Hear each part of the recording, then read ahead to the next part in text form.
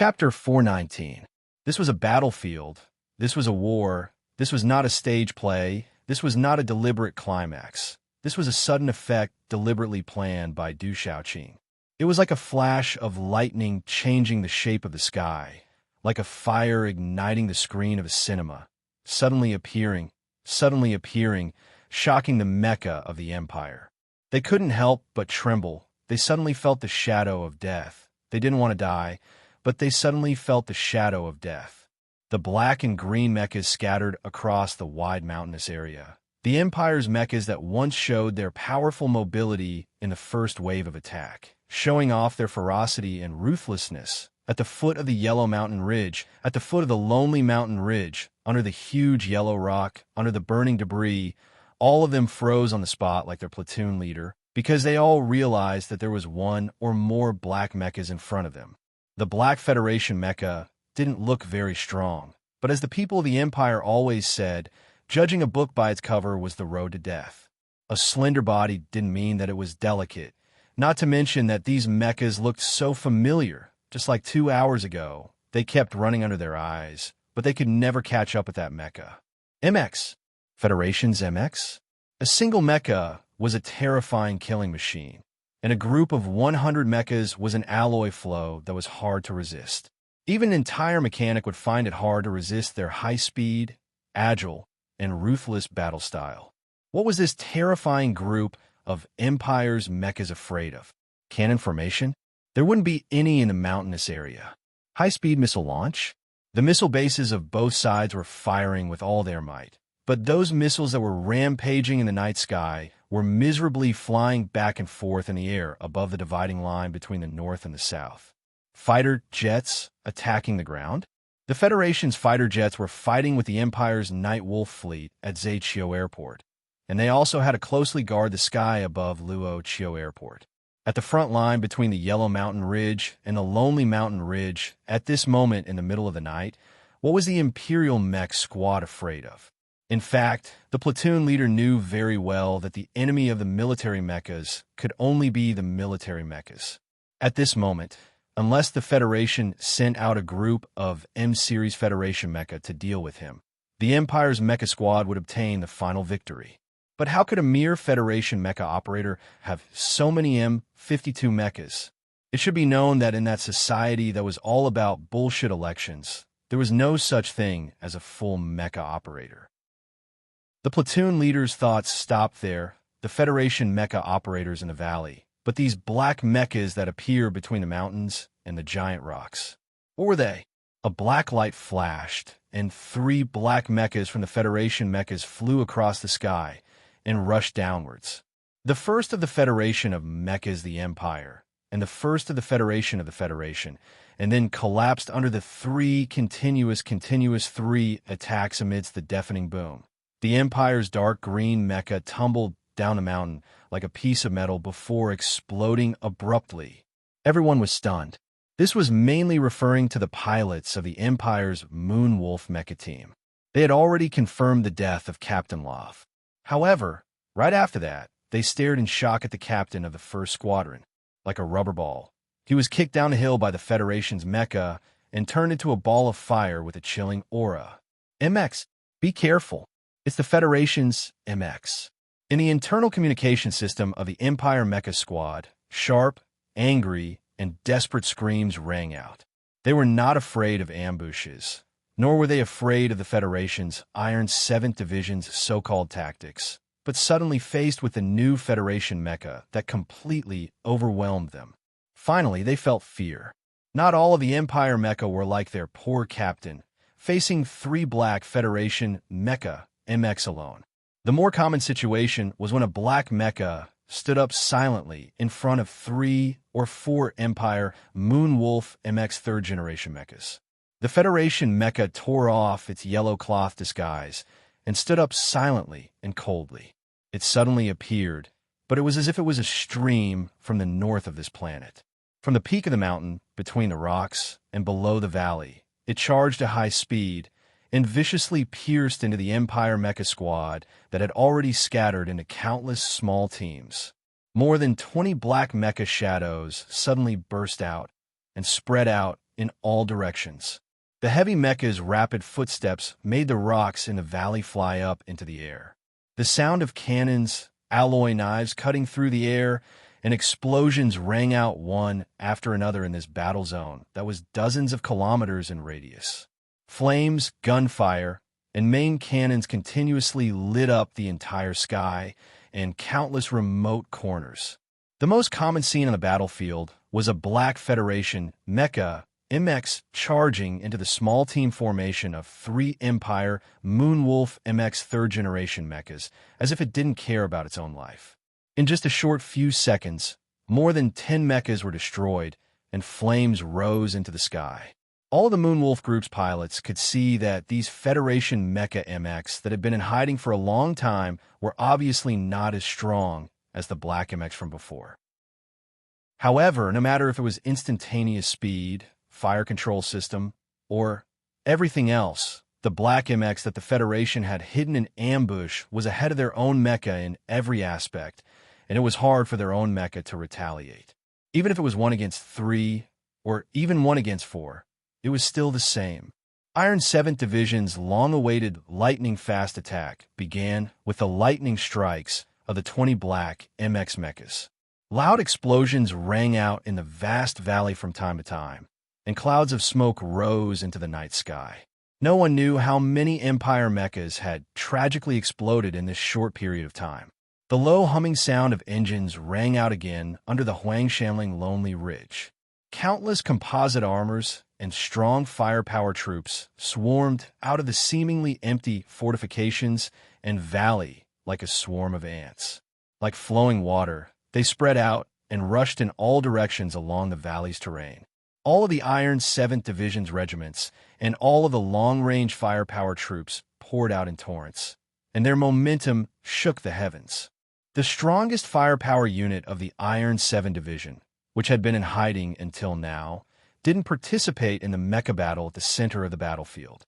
The soldiers drove the war chariots, leading the concentrated firepower base, and drove out of the valley with stern expressions. The mecha battle at the center of the battlefield was already in full swing. More than 20 Federation MX mecha were entangled with an entire mecha clan of the Empire like scattered bubbles, sharing life and death with each other, loving each other, unable to be separated. Iron 7th Division's firepower formation that hadn't been activated all this time couldn't carry out any long-range attacks at all. In a high-speed mecha battle that looked like streams of light, any coverage from the firepower would hurt their own MX mechas. In reality, Iron 7th Division didn't have the intention to carry out any long-range attacks at all. Countless mechanical troops passed by the burnt fortifications, past the corpses of their comrades, and silently walked into the distance. Nearly 10,000 Federation soldiers and the most advanced tanks used the shortest amount of time to seal off the valley around the battlefield. The majestic Iron 7th Division didn't care about the intense mecha battle at the center of the valley at all. They began to change their formation, accompanied by the low and frightening rumbling sounds of engines.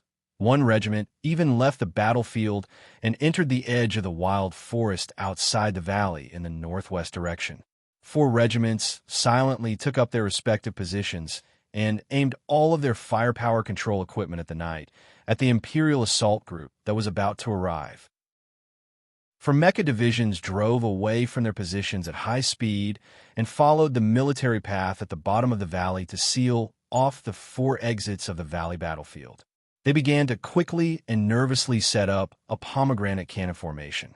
Looking at the deployment of these troops, it seemed like they wanted to seal off all of the exits of this mountainous battlefield. The mecha division soldiers in the northwest direction who were responsible for using their own lives and cannon fire to seal off the exits didn't even have time to complete their orders before they saw 7 heavily damaged Empire Moonwolf third-generation mechas turn into streams of light and fly past their positions. Battalion Commander. All of the Federation soldiers thought that they had made an unforgivable mistake, but they immediately relaxed. This was because a Black Federation MX mecha was chasing closely behind the 7 damaged Empire mecha, whistling through the air as it chased after them. Forcefully seal off all signals for 3 minutes. Don't worry about your own command system. I want the Empire people to not make a single sound in these 3 minutes. I don't need any command right now. The troops at all levels will do as they see fit. Fight however you want. On a lonely mountain peak, the lonely Du Shaoqing stood in front of the electronic map. Looking at the situation on the battlefield, he bowed slightly and said indifferently, I only want you to destroy all of these Empire mechas within 3 minutes. Yes, Commander. The MX mecha had completely suppressed the Empire mecha group at this time. Iron 7 Division's electronic troops had already begun their overflow attacks. Although the Empire's communications were completely blocked, Iron 7 Division's own battlefield commands were also completely ineffective. The officers couldn't understand this kind of military order, but they definitely accepted it. This was because they firmly believed that any order from Commander Shaoqing had its own deeper meaning. When the Ministry of Defense drafted the plan for tonight, the Federation only had 230 MXs. Our Iron 7 Division, a division, took 1/10 of that. This is the absolute trust the President and the Ministry of Defense have in my division. Du Shaoqing slowly straightened his body. Looking at the Black Federation MX mech on the screen, he said, I never doubted that we would win this battle, but this victory is not enough. After saying this most outstanding young man of the Federation took off the sunglasses on his nose and rubbed the space between his eyebrows, looking slightly tired. Luring the Empire mecha group deep in, using horizontal fire and anti-mecha minefields to force the Empire mecha group to scatter, then sending the MX mecha out, 1 against 3.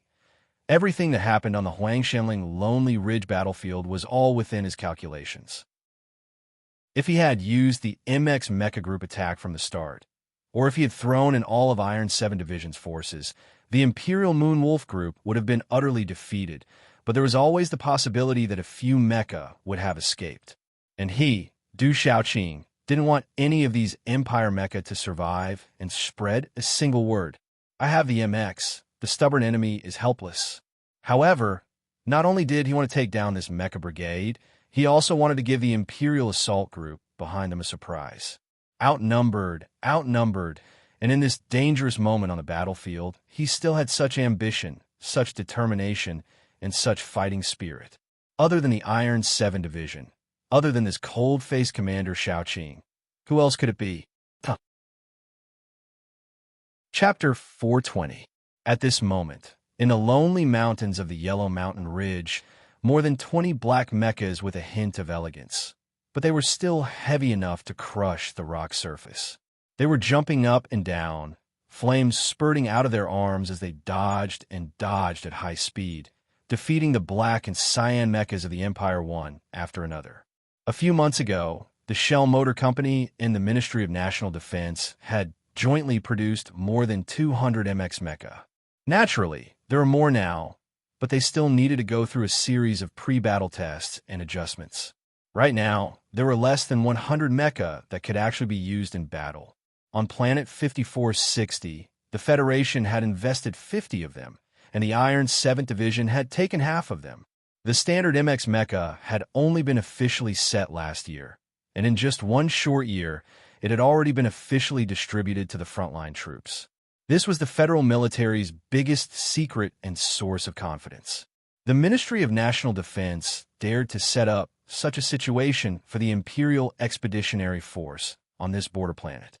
Even though the early stages of the battle had been so tragic, the frontline command had still forcefully endured it, ignoring the front line of Huangshanling Lonely Ridge for the sake of the bigger picture. It was also because of this. The Empire's mecha group had already been led into the center of the battlefield by the brave soldiers of the Iron 7th Division's 3rd Regiment. Faced with the sudden appearance of more than 20 high-performance MX mecha, the Empire's mecha group was on the verge of collapse. The secret of the MX mecha had been hidden until now, and finally achieved perfect results. However, Du Shaoqing still wanted to hide this secret for a while longer, all the way until the Imperial Expeditionary Force's Assault Brigade arrived. Any secret was like old wine. The longer it was hidden, the stronger the aroma of the wine, the more intoxicating it was, and the more it could kill. This intoxicating old wine could probably only make the Empire's people drunk tonight. Since that was the case, Du Shaoqing naturally wanted a drink to his heart's content. Du Shaoqing looked at the battle situation displayed on the screen. He looked at the third-generation mecha of the Empire that were retreating bit by bit, and looked at the troops that had already firmly held all the checkpoints. He confirmed that victory was already decided, but the solemn expression on his face did not disappear at all. He used his index finger and thumb to rub the space between his eyebrows until it was bright red. He lowered his head and said, "Use the reserve team to replace the third group." After being startled for a moment, Shimin-Jin quickly nodded and used the fastest speed to pass down the order of the teacher. From the very beginning, this sniping battle in the mountainous region had become a proper battle for the Imperial Mech Squad. There was nothing strange about it, and there was no element of surprise. Iron 7th Division couldn't possibly surround the high-speed mecha swarm, but they also had to annihilate the enemy in this yellow mountain range. They had no choice but to resort to such a desperate strategy. The 3rd Regiment was the first unit to fire the first shot. In order to complete the tactical maneuvers of the entire division, this heroic unit had sacrificed too much blood and sacrificed too much. Relying on the strength and firepower of an entire regiment, they were able to hold off the Imperial Mech Squad for 10 minutes. It was truly a tough battle. Even Du Shaoqing, who only cared about winning and losing and didn't care about life and death, looked at the tragic state of his subordinates on the screen. Although his expression didn't change, his heart was already slightly tense. If an Iron Division didn't experience the baptism of blood and fire on the battlefield, how could it become a truly invincible division? Finally, they left the drill side of the capital ring and came to the bloody front line. The 3rd Regiment held on, while the other regiments watched with their eyes wide open. After being educated, Iron 7th Division went through the first test and knew what the battlefield was like. This was the inevitable process for a highly trained unit to become a truly invincible army. Du Shaoqing understood this, but he was not as calm as he appeared on the surface as he looked coldly at the battle losses. This was because this was also his first time on the battlefield. This was the first time he saw his subordinates fall and die one after another like rice flowers blown by the wind. He muttered to himself, "Du Shaoqing, you also received a shocking education. This is good, isn't it?" On the battlefield of the hills and valleys that were close to 20 square kilometers, the situation of the Imperial Moonwolf Group was very bad. It was very miserable. In just a short minute, more than 20 Moonwolf 3rd generation mechas were completely destroyed by the high-speed attacks of the Federation's black mechas. The scene of the black-green mechas burning and falling in the mountains around them, and the bright light of the explosions made the Imperial pilots shocked to confirm that these 20 new Black Federation mechas completely suppressed the 3rd generation and even 4th generation mechas of the Empire in all aspects. It was clearly a situation where they had the advantage in numbers, but because of the terrifying performance of the Federation's black mechas, there was an absolute change in the situation. Many times, it even felt like one Black Federation MX was besieging 3 or even 4 Empire mechas. This was not a battle of equal strength at all. The captain of the 2nd Squadron of the Empire, who temporarily took over the position of commander, looked on in despair as the black-green mechas were buried in the mountains and valleys one after another, falling apart, but he could not find a way to deal with it. What made his heart even colder was that from the moment the 20 new Federation mechas appeared, extremely powerful electronic interference and noise echoes covered the entire mountainous battlefield. With such strength and wide range of electronic suppression, the Federal Army's own command system would definitely be completely paralyzed. The Federation people were betting such a huge price to not let their mechas send out a message. What was the reason? No matter how advanced the weapons were, no matter how desperate the situation of the battlefield was, it would not cause the unusually strong and cold soldiers of the Empire to have any thoughts of fear. But at this moment, thinking about the assault brigade that was rushing over from the back, this squadron captain suddenly woke up and shouted loudly in the communication system, "Retreat! Plum blossom formation, disperse. Leave the battlefield. However, the encirclement was already set. How could Du Shaoqing and his Iron 7th Division let these Empire mechas escape and send out an emergency warning to the brigade behind them? Under the general slope of the mountain valley to the southwest, a Moonwolf 3rd generation mecha that had its right arm almost completely damaged crazily spat out flames as it charged down the slope with no regard for its life. This mecha was the closest to the entrance of the valley. Although it could clearly see that the federal forces had already set up a dense artillery formation at the entrance of the valley 1 kilometer away, it still tried to charge over. No matter whether it lived or died after charging over, it had to leave the Federation's electronic coverage area and tell the brigade that was rushing over that the Federation people now had an extremely terrifying new mecha. They had to be careful. Whoosh, whoosh, whoosh. 3 laser-guided rockets drilled out from between the dark mountain rocks and shot towards the black-green mecha. The mecha, whose balance system was severely damaged, could no longer maintain the high speed and mobility it had at the start of the battle. With great difficulty, it dodged twice, narrowly avoiding 2 of the rockets. However, the last laser-guided rocket struck the outer edge of the mecha's mechanical leg viciously. There was a flash of fire and an explosion. The Empire mecha crashed heavily to the ground.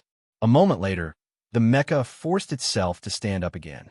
Accompanied by the sound of friction between its alloy structure, it slowly but incomparably madly walked towards the entrance of the valley once more. The word walk could only be used because this mecha's speed was already indescribably slow. However, at this moment, 3 more rockets shot out from between the shadowy mountains. Like red dots, they bombarded the body of the gigantic mecha with unparalleled precision. The Empire mecha fell into the flames once more. When it stood up again, the body of the mecha had long been damaged. The charred gaps in the armor looked somewhat sinister. Countless metal components and wires hung pathetically around the mecha. It looked extremely scattered, as if it would fall apart into a pile of dust if it took one more step forward. In reality, this mecha that was closest to the entrance of the valley couldn't even take that step forward. Iron 7 Division's medium-range precision firepower covered its entire body. It was continuously hit, smashed, and then collapsed, unable to get up again. The remaining power of the engine made the body on the ground twitch incessantly like a dying insect. After a short 2.5 minutes, Iron 7 Division's focus shifted to the next battle. The officers' expressions were serious as they deployed the firepower positions. More than 10,000 Federation soldiers were scattered out of the mountains and even into the distant plains, preparing to welcome the Imperial assault group that was about to arrive. Du Shaoqing took a scalding hot towel from an orderly's hand and wiped his face vigorously. The hot steam couldn't melt his cold expression in the slightest. When he subconsciously looked at the close-up battlefield feed sent back by the monitoring equipment on the mountaintop, a complicated expression appeared on his face. In the center of the feed was a black MX mecha of the Federation. This mecha alone had attracted the attention of as many as 10 Empire mechas. Although this black MX didn't look any different from the MX equipped by Iron 7 Division, he still recognized the identity of the other mecha in the shortest amount of time. This was because this black MX didn't use any long-range fire control system. It only relied on the high RPM alloy knife to slaughter the 10 Empire mechas and force them to retreat again and again. That mech was like a bolt of black lightning, moving up and down like a bolt of lightning. Under the concentrated firepower of the 3rd-generation mechs of the Empire, it actually managed to avoid most of the damage, advancing and retreating like a ghost. Every time the high-revving alloy blade extended out of its mechanical arm, sparks would fly out of the Empire's mech as it miserably retreated. If these 10 Empire mechas hadn't risked their lives to support each other, the Black MX would have destroyed most of them. Du Shaoqing had only seen 2 people in his life who could operate such a terrifying mecha. He narrowed his eyes at the screen and frowned slightly. He thought back to that time in the training base, when he and Sulu had a tit-for-tat discussion in the twilight. Now it seemed that if his Iron 7 division had 20 Sulis, no, even if he only had 10 Sulis, 10 Black MXs, combined with conventional firepower, wouldn't it be easy to wipe out an Imperial mech squad? Perhaps the soldiers of the 3rd Regiment wouldn't have to pay such a terrible price? A moment later, he finally figured it out and reaffirmed his military philosophy. He thought to himself in a self-deprecating manner, there are only a few people in the universe like Sulu. Be it the Federation or the Empire, where can we steal 10 of them? For some reason, Sulu, who had rushed back from afar to participate in this spectacular mecha battle, didn't know that the cold and callous teacher Xiaoqing at the peak of the mountain had coincidentally decided to cherish his talent. At this moment, he was moving his hands at high speed in the cockpit with a pale face. Every pair of muscle fibers in his body were squeezing and rubbing against each other, transferring all the force to the MX. This made the mecha below him move faster, faster and faster. In the dense group of mecha, he moved at high speed like a ghost. Jiansheng's face was also pale, but her eyes were abnormally bright as she stared at the screen. Her hands were clenched tightly, and her voice trembled as she said, right again. Right again. Sulu was silent. He thought to himself, this isn't a video game, so why hasn't this national girl fainted from fright? Yesterday I drank and said bad things. I didn't write much to begin with, and my writing was also bad. In the end, I still shamelessly said that my writing was good. Looking back today, if I don't fix it, then I'm trash. Chapter 421. Reporting to Commander. According to the real-time filtering data, the energy second equivalent of the Northern Defense Line is rapidly decreasing. In the Southern Hemisphere Federation Command Hall, a staff officer picked up the results that the central computer had just calculated a second ago and reported excitedly. The so-called energy second equivalent in the Federation's command system was a chaotic simulation term. This indicator, which was calculated by the Federal Central Computer at high speed, represented the energy difference in the monitoring area. Although the numerical value was not very accurate, it could clearly determine the strength of the Empire's firepower. Very good. Lieutenant General Nelson rubbed his white hair and looked at the tragic north-south boundary line of the planet on the giant holographic screen. The Federal Army's 3rd Defense Line had finally succeeded in resisting the violent attack of the Imperial Expeditionary Force. It seemed that the current ammunition base of the Imperial Expeditionary Force could no longer continue such a crazy offensive. The most important thing was that the land-based missile base in the Northern Hemisphere should also be in the stage of exhaustion. The situation on the planetary battlefield was developing in the Federation's favor. Until now, the Federation officers in the hall who had been silent for a long time finally breathed a sigh of relief. They switched the satellite image of the Huangshanling Lonely Ridge to the main holographic screen. They had been silently watching the situation over there, but no one took the initiative to mention this point.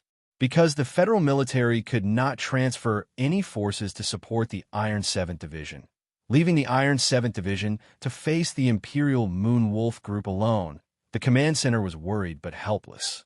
Naturally, it was inevitable that they would remain silent. However, who would have thought that the Iron 7th Division not only perfectly blocked the surprise attack of the Moon Wolf Group on Luachio Spaceport, but even looked like they were about to eat the enemy? It seems that we still underestimated the role of the MX Mecha. Lieutenant General Nelson thought of the solemn instructions of Director Zhou Lingxing a month ago. Thinking of Commander Zhong's advice, his eyebrows twitched slightly. He knew that the command center's battle plan was indeed too conservative. Send a telegram to Teacher Xiaoqing. I will ask for a reward for them. Lieutenant General Nelson rubbed his slightly wet white hair again. Looking at the battlefield full of flames on the screen, he said with a smile, ask them to stay where they are. As long as they can hold off the last assault brigade of the Imperial Expeditionary Force for another 2 hours, the headquarters will be able to transfer a large number of troops from the dividing line. Victory will definitely belong to us. These were very appropriate words. and Nelson was very satisfied with them. However, a moment later, the senior staff officer, standing in front of the command platform, turned around and said awkwardly, "The Iron 7th Division has activated a strong electronic suppression on all channels on the battlefield. The frequency interference is too strong. The satellite signal can't enter the division headquarters, so we can't contact them." Lieutenant General Nelson's expression darkened. What was the Iron 7th Division doing? Could it be that the troops in the mountains didn't need to be commanded at all? He immediately thought of a few hours ago that Lieutenant Colonel Sulu, who was in charge of escorting Miss Jian Shuier away, also took the initiative to cut off all communication with the command center. Then he thought of this teacher, Xiaoqing, who had cut off all electronic communications. What a pair of lawless fellows. As a commander of the Federal Army, he was naturally annoyed by the appearance of two undisciplined people in the war zone. However, he had to admit that in tonight's battle, it was because of the stunning performance of these two people that the Federation was able to continue with that plan. At this time, the satellite image on the command center's widescreen was zoomed in. A black MX mecha of the Federation was moving across the mountainside, moving between more than 10 Imperial mecha. It was like a wave of wind, swaying in all directions. It was skillfully performing dangerous yet exquisite evasive maneuvers. The officers in the command center stared blankly at the screen. Looking at the black mecha that zigzagged back and forth like a bullet, their hearts were filled with shock. This was also the first time they had seen the newest generation of the Federation's MX appear on the battlefield. Even though they were mentally prepared, they still didn't think that this new generation of mecha would be so powerful. What was even more powerful was that pilot's operation. In a countless split second of time, the black mecha was able to perform so many complicated operations without a single mistake. It was like a tiger or a lion among the Imperial mecha, roaring and moving like thunder. Although the mecha's movements were not standard, they were exceptionally precise.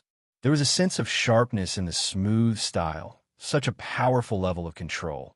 How fast did one's hand speed have to be? Lieutenant General Nelson, like Du Xiaoqing, easily guessed the identity of that pilot.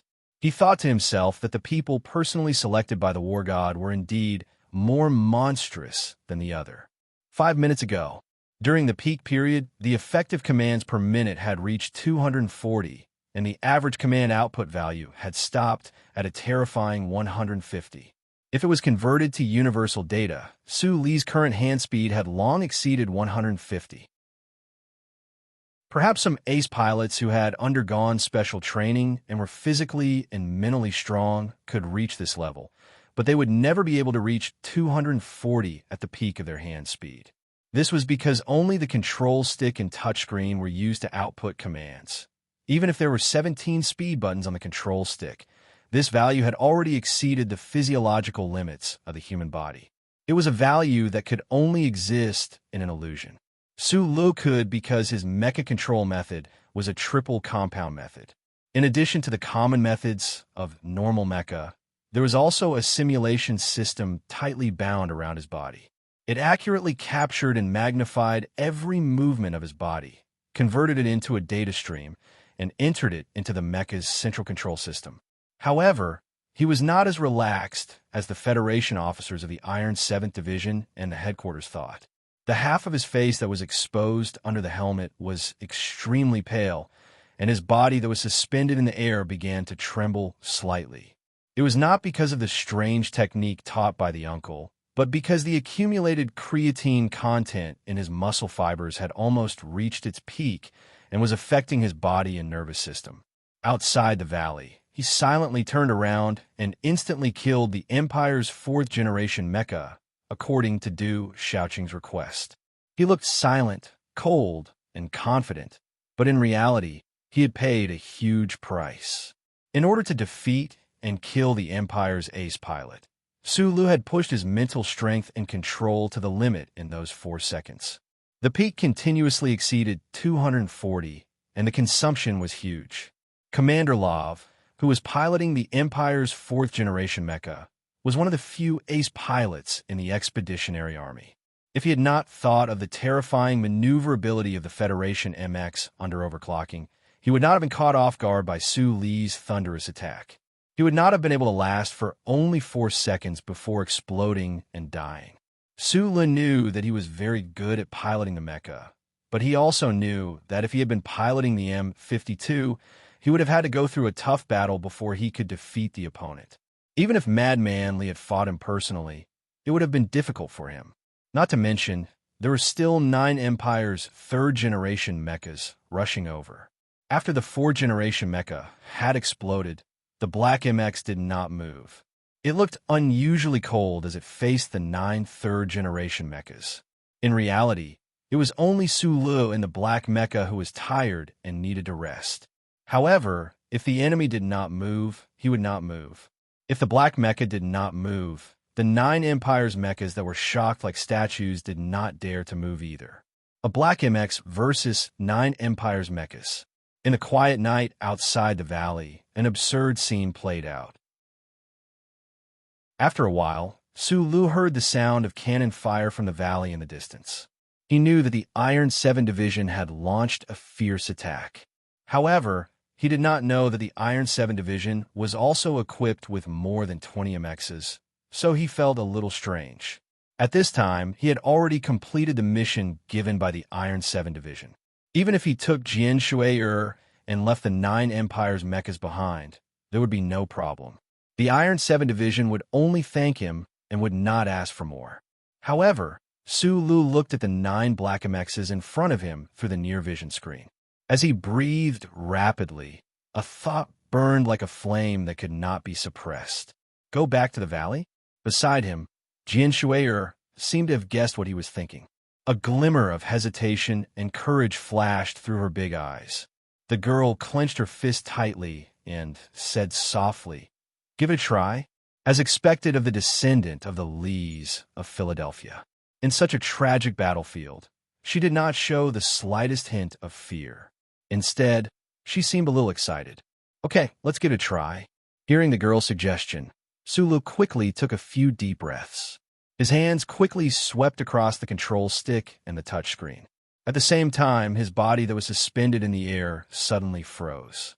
With a whoosh, the Black mecha rushed towards the 9 3rd-generation Empire's mechas. Like a cruel lion king, it was ready to pounce and bite the jackals that invaded its territory to death. The Black MX turned into a stream of light and knocked down 2 of the nearest 3rd-generation Empire's mechas in the shortest amount of time.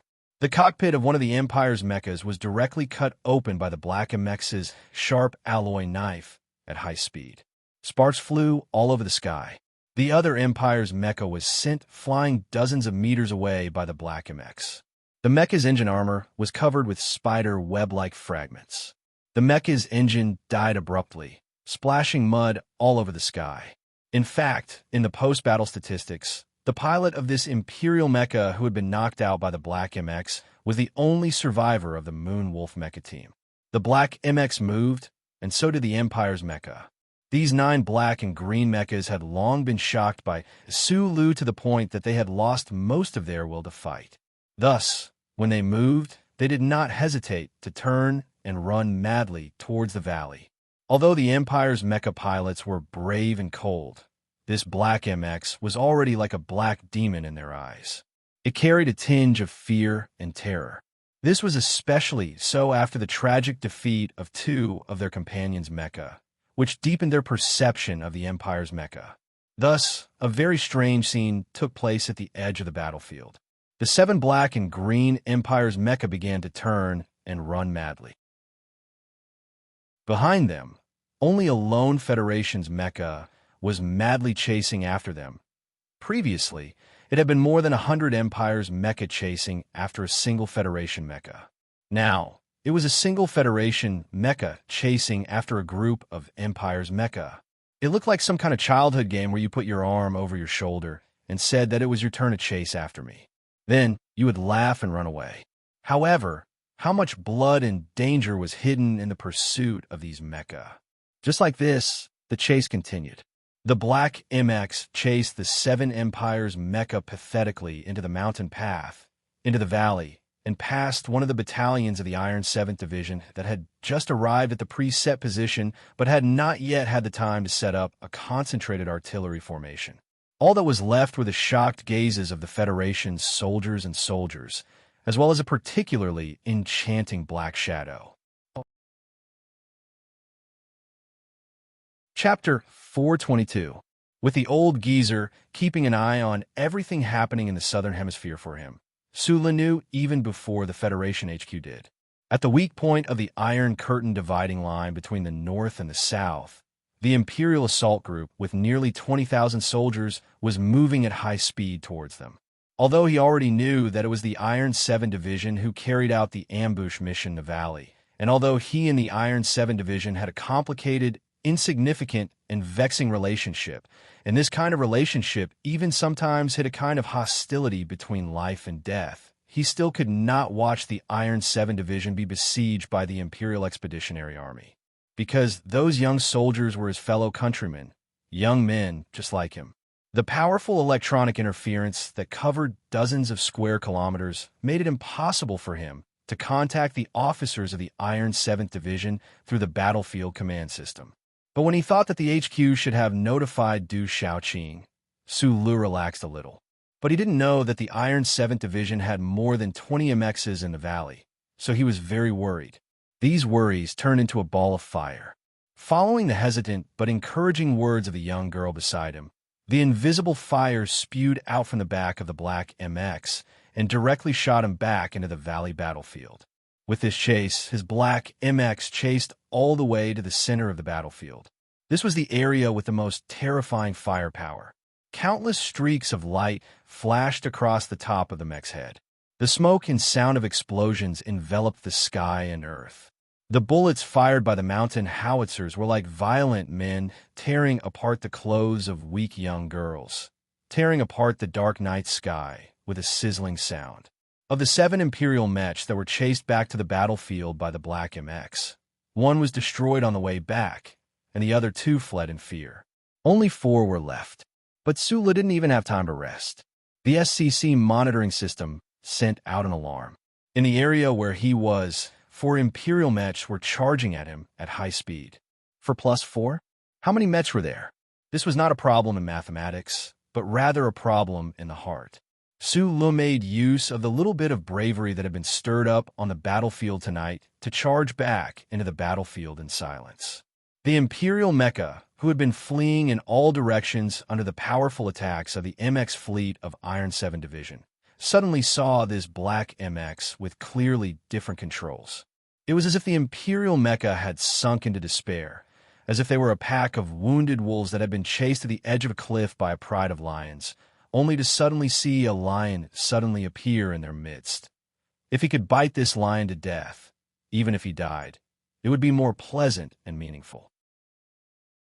Every Imperial mecha pilot who saw this black MX felt a fire ignite in their hearts. This sort of desperation before death and the strong psychological effect of suicidal thoughts caused the Empire's 3rd-generation mecha to suddenly unleash a powerful burst of power. Ignoring the serious damage they suffered, they forcibly broke away from the powerful attack range of the Iron 7th Division's MX mecha. They supported and covered each other as they moved to surround Su Li's Black MX. There were no communications or orders. At the same time, many Imperial mecha also made this crazy choice. At this time, the battlefield command system of Iron 7th Division had temporarily been disabled.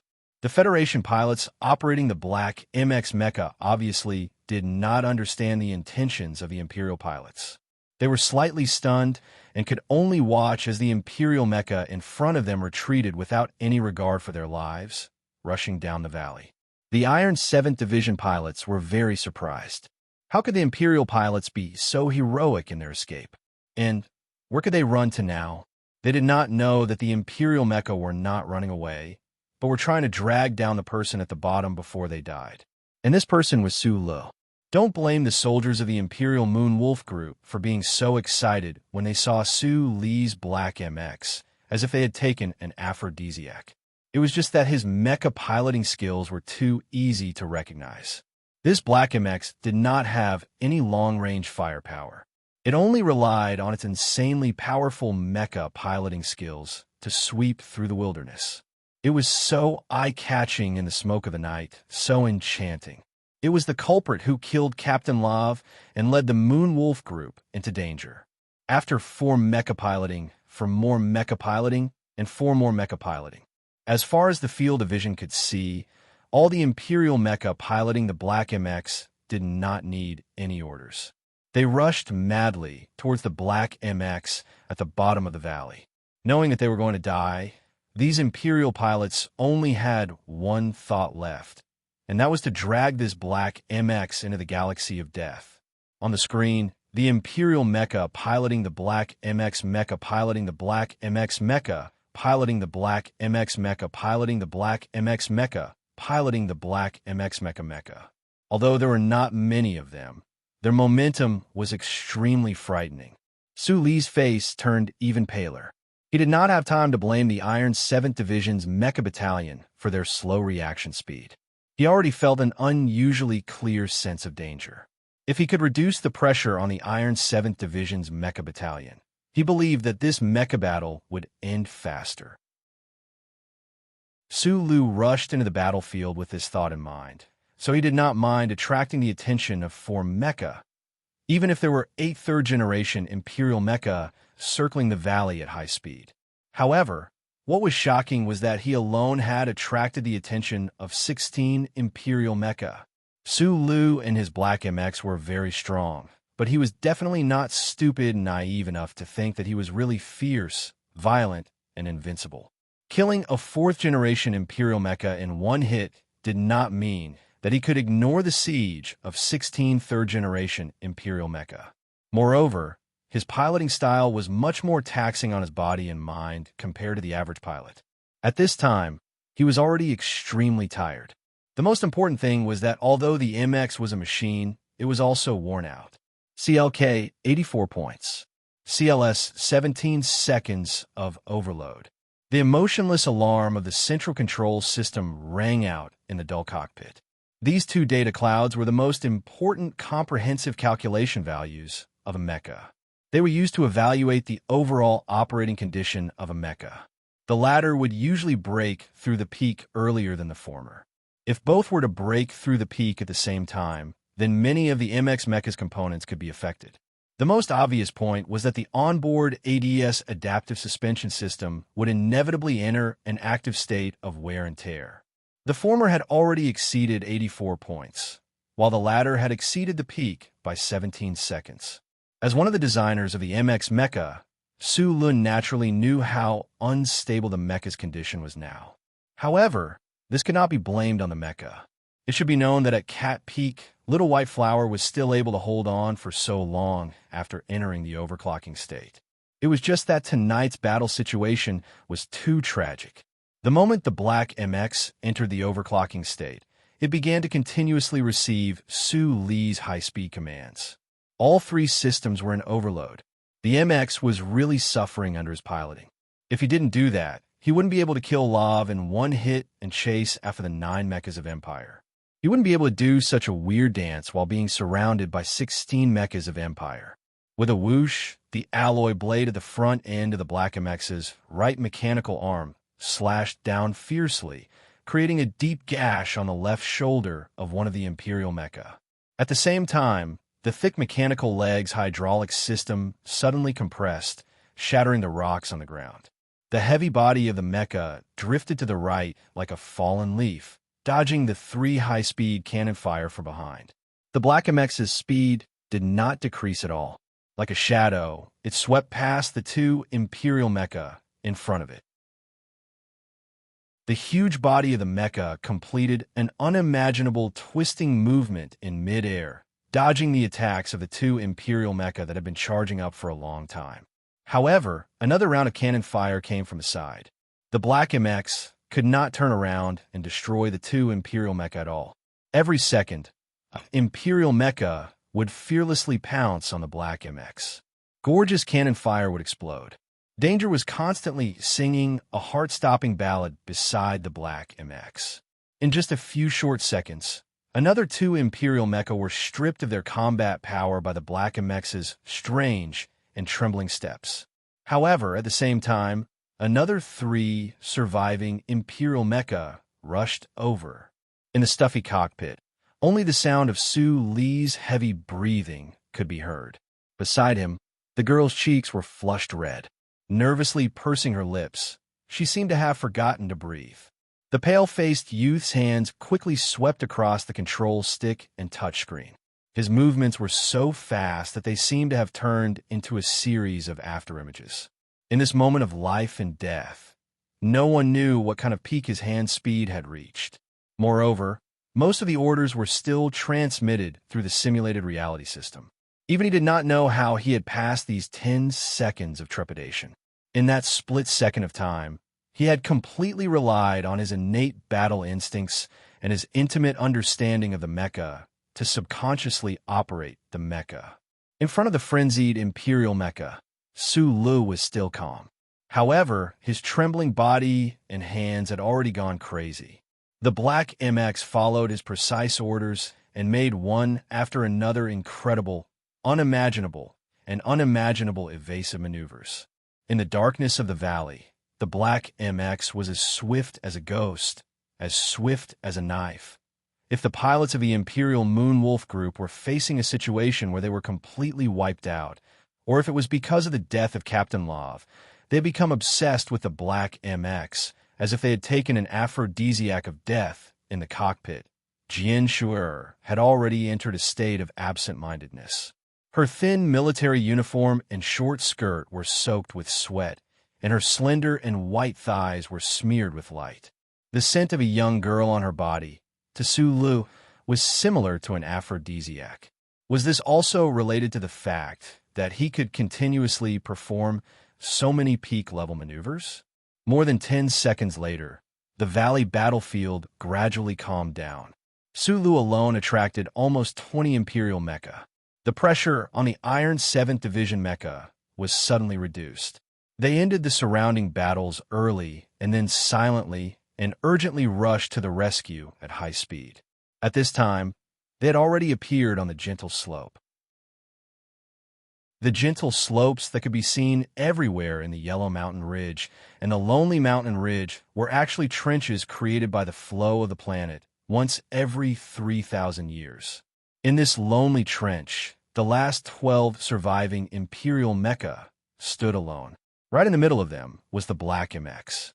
The final desperate plan of the Imperial mecha to surround and kill the Black MX had finally come to nothing.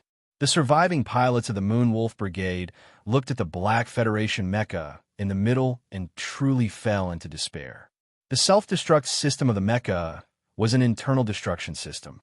At this time, even if these 10 Imperial mecha surrounded the Black MX and collectively self-destructed, they would not be able to destroy the Black MX. Chapter 423. Attitude decided everything.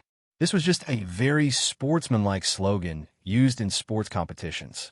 Although sports competitions were known as wars in the era of peace compared to a real battlefield, it was just a game of house. On this blood-fire planet at the edge of the universe, where bullets were always more powerful than logic, the only thing that could truly decide everything was power. More specifically, in tonight's ambush or assault in the southwestern part of the planet, what could decide everything was the performance of the mecha. Imperial Expeditionary Force, Maple Forest Alliance, Special Moonwolf Group. This was a very long list of names. The length of the name often represented its importance. These words could help to confirm that these Imperial mecha pilots were very good at controlling their mecha, definitely better than the Iron 7 Division's mecha battalion. At the very least, it was impossible for them to be weaker than them. However, more than 100 third-generation mecha from the Imperial Federation were defeated miserably in the face of more than 20 new mecha from the Federation. There was no way they could fight back at all. The sounds of battle and explosions around them completely stopped in a very short amount of time. Iron 7 Division quickly cleared the outer battlefield. In the entire mountainous area, only a dozen tattered Imperial mecha remained.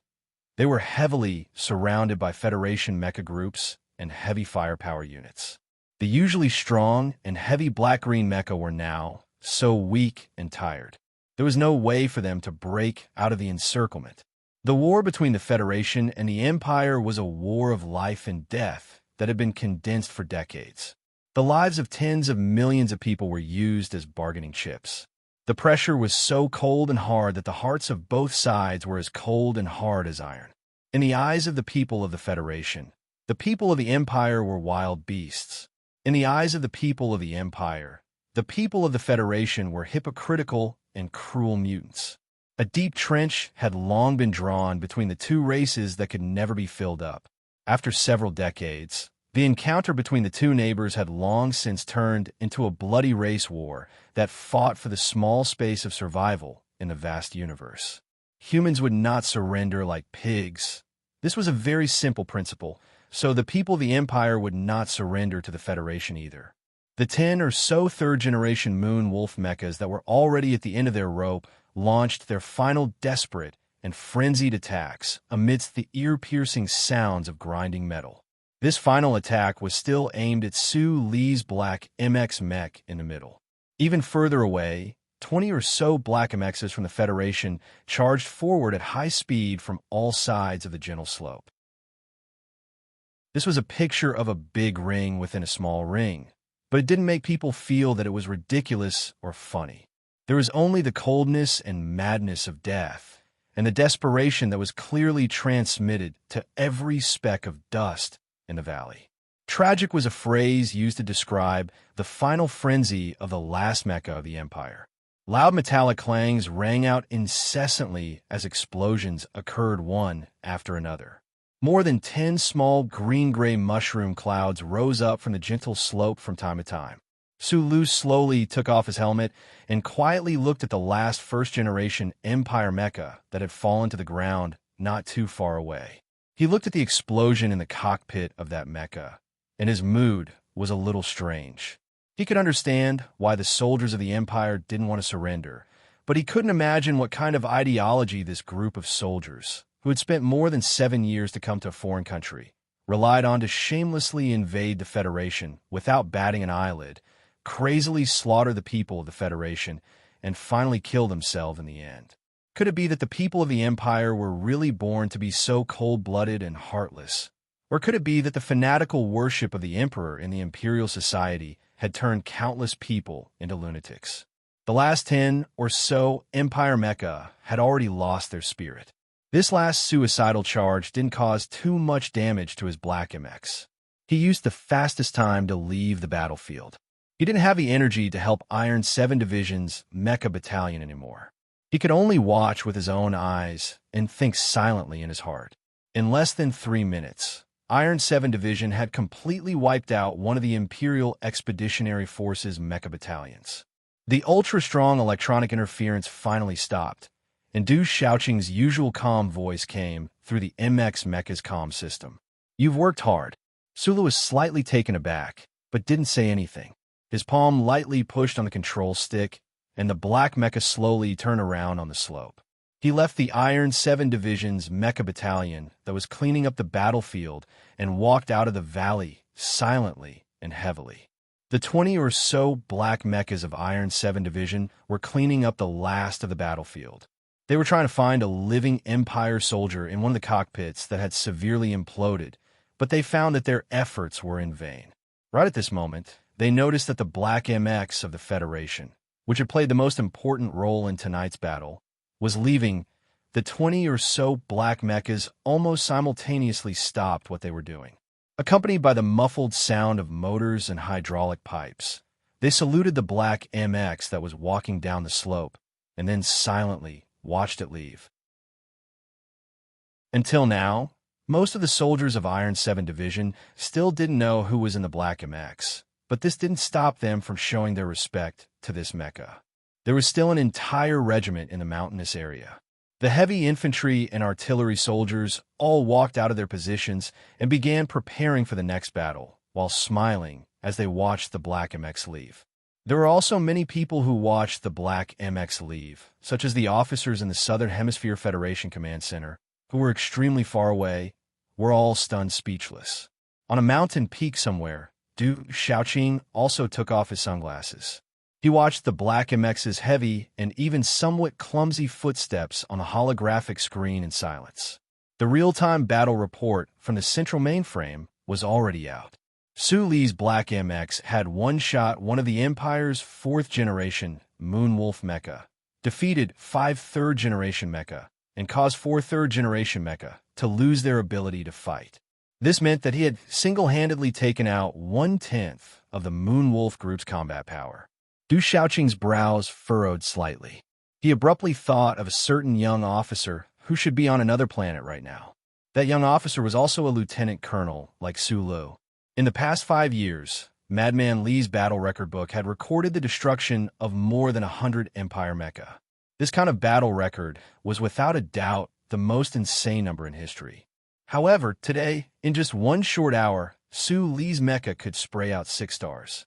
At this rate, perhaps it wasn't impossible to catch up to Madman Li. Of course, Li Feng had basically been carrying out special missions for the past 5 years, and his opponents were often the true masters of the Empire's Royal Special Mecha Battalion. This comparison wasn't fair. What really made Du Qing frown was not the shocking battle record of the Black MX controlled by Su Lu earlier, but the final scene where the Black MX had led the last of the Empire's mecha in circles in the mountains. In the final moments, the Black MX hadn't been able to defeat any more mecha. Instead, it had seemed rather pathetic and dangerous. However, under the relentless pursuit of the Empire's mecha, what the Black MX had done seemed simple, but the fact that it had been able to survive was already shocking. Du Xiaoqing's eyes were extremely sharp. He knew very well that if Su Lu had made the slightest mistake in his judgment, or if his operation had been just a fraction of a second slower, he would have been piled up like a pile of leaves by those crazed Empire mecha. Then, regardless of friend or foe, they would have gone all out to burn him. What are this person's nerves made of? To be able to remain as calm as a machine in this kind of situation, not making a single mistake, Du Xiaoqing mused silently. Unlike the soldiers of the Iron 7th Division who were watching the Black MX leave, although this iron-blooded division commander thanked Su Lu for his hard work, he didn't feel any gratitude in his heart. From his perspective, Su Lu was a soldier of the Federation. Tonight, the army needed him. Since he had the ability, it was only natural that he should listen to orders. If it were him, Du Xiaoqing, he would have made the same choice as Su Lu. Division Commander Du Xiaoqing was a standard Federation soldier. Although he loathed Su Lu, he still abided by his duties as a soldier. He would never do anything shady on the battlefield. However, as he watched the Black MX gradually disappear into the night, a strange thought suddenly welled up in his mind. If one day Su Lu became an enemy of the Federation, if he was inside the mecha, how many people would I need to capture or kill him? A battalion or a regiment? Or the entire Iron 7th Division? At almost the same time, the invisible old thing on the surface of the planet and the Federation's command center told Su Lu through different channels that the road to Luo Chio spaceport was very safe. The main forces on the north-south dividing line were conducting a high-speed maneuver deployment. He and his Black MX could take a break. Su Lu was slightly startled. He took off the thin but heavy simulation system with great difficulty. Once his mind relaxed, even this small movement made him clearly feel the intense soreness in his muscle fiber bundles. This kind of soreness was an unbearable pain. He couldn't help but purse his lips tightly and let out a muffled groan. The accumulated sweat flowed down his naked body like water overflowing from a pool. It flowed out from the simulation system and wet the entire lower half of the cockpit. It added a lot of unpleasant smells to the stuffy cockpit. Luckily, the MX mecha was waterproof both inside and outside. Su Lu thought self-deprecatingly as he dragged the black box with difficulty and took out his clothes. He wiped his body carelessly and then hurriedly put them on. Just these few movements made him groan in pain several times in succession. An unhealthy blush appeared on his pale face. Su Lu took a few deep breaths. He felt sore, tired, and hungry. These adjectives were about to knock him down. However, Luoqiu Spaceport was still very far away from the pocket of his military uniform. Su Lu took out a pack of 37 brand cigarettes that had long been crushed out of shape. With trembling fingers, he lit one up. He greedily inhaled deeply and then sprayed it into the sealed cockpit. Only then did he remember that the person he was supposed to protect, the nation's maiden, was still sitting beside him. Running for thousands of miles, Mecha chasing and escaping, fighting in the valley, exploding to kill the enemy. Tonight's scenes had already caused Jian Shue'er's small face to turn pale. Especially the exquisite mecha piloting skills Su Lu had displayed. It made her eyes light up, and she was mesmerized. Although the maiden was brave, she was after all not a man made of iron. She was a professional soldier who had been through a lot. Her body was already extremely weak. Right now, she was clutching at her chest, feeling nauseous. Suddenly, she saw the red on the lips of the young man beside her. She subconsciously reached out her hand, and after a slight stiffening, she carefully took it off. Her slender fingers were trembling uncontrollably. Her action of holding the cigarette was unfamiliar. In order to hide her panic, she took a deep breath and then coughed violently. Smoke after the event. Who would have thought that it could be so ingenious? Consider it the aftermath of this mecha battle. Today, I was so tired that I didn't want to talk, but in the end, I still have to say a few words. Because today's ban, as long as one is aware, one should explode and work hard because this is closely related to one's income. If we work hard these 2 days, the returns will be very, very big. But I can only write chapter by chapter slowly and painstakingly like this. There is nothing more lamentable than this. This is the spy's second ban. The last time, I was on my way home and was so busy that I completely forgot about it. This time, I recorded the date in my phone last month. But now it's the busiest few days of my life. I'm not complaining about anything. I'm just complaining. I didn't come home until 9 p.m. tonight, and I believe I've set a record that many people can't do. Brother, I've seen 7 houses in a row today. Isn't that awesome? Originally, there were 8 houses in the plan, but there was one house that I couldn't move on. Originally, I had planned to finish today's report last night, but I was really too tired. I will try to finish these things as soon as possible and then get back on track with my work. But I still have to finish the last 2 sections of the driving test, which are the scariest sections, stake and road. I feel a little creeped out. Now, my biggest hope is that I don't have to worry about the renovations. Amen. It's just me and the leader here. Her parents are still in Baotou, and the leader's father still has to sleep, so we have to work hard ourselves. There's no reason to tire the old people out with these things. And the leader changed to a new unit and often works overtime until 6 or 7 p.m. So, I should tire myself out. Today I walked around in the snow. Although my feet were cold, my heart was actually quite warm. I worked hard for my life. Although it was tiring, it was fulfilling enough. Some readers said that they didn't like these things, but they were indeed a little emotional today. Also, they were banned, so they said a few words to everyone. I was too embarrassed to call out any votes, but thank you for your understanding and support. Chapter 424. Hearing the coughing beside him, Su Lu was slightly startled. He took the cigarette from her hand and asked, "You haven't smoked before?" Jian Shue's purple hair, mixed with perspiration, stuck to her pink cheeks. She nodded lightly. No matter how calm she appeared on the surface, after this night, there was still some lingering fear in her heart. Otherwise, she wouldn't have thought of testing the strange taste of the cigarette. If you haven't smoked before, then don't smoke. Sula held the cigarette in his mouth and said vaguely. The half-burnt cigarette stuck to his cracked lips and trembled with his words, as if he was fishing. The cockpit of the mecha was oppressive and the communication system was silent.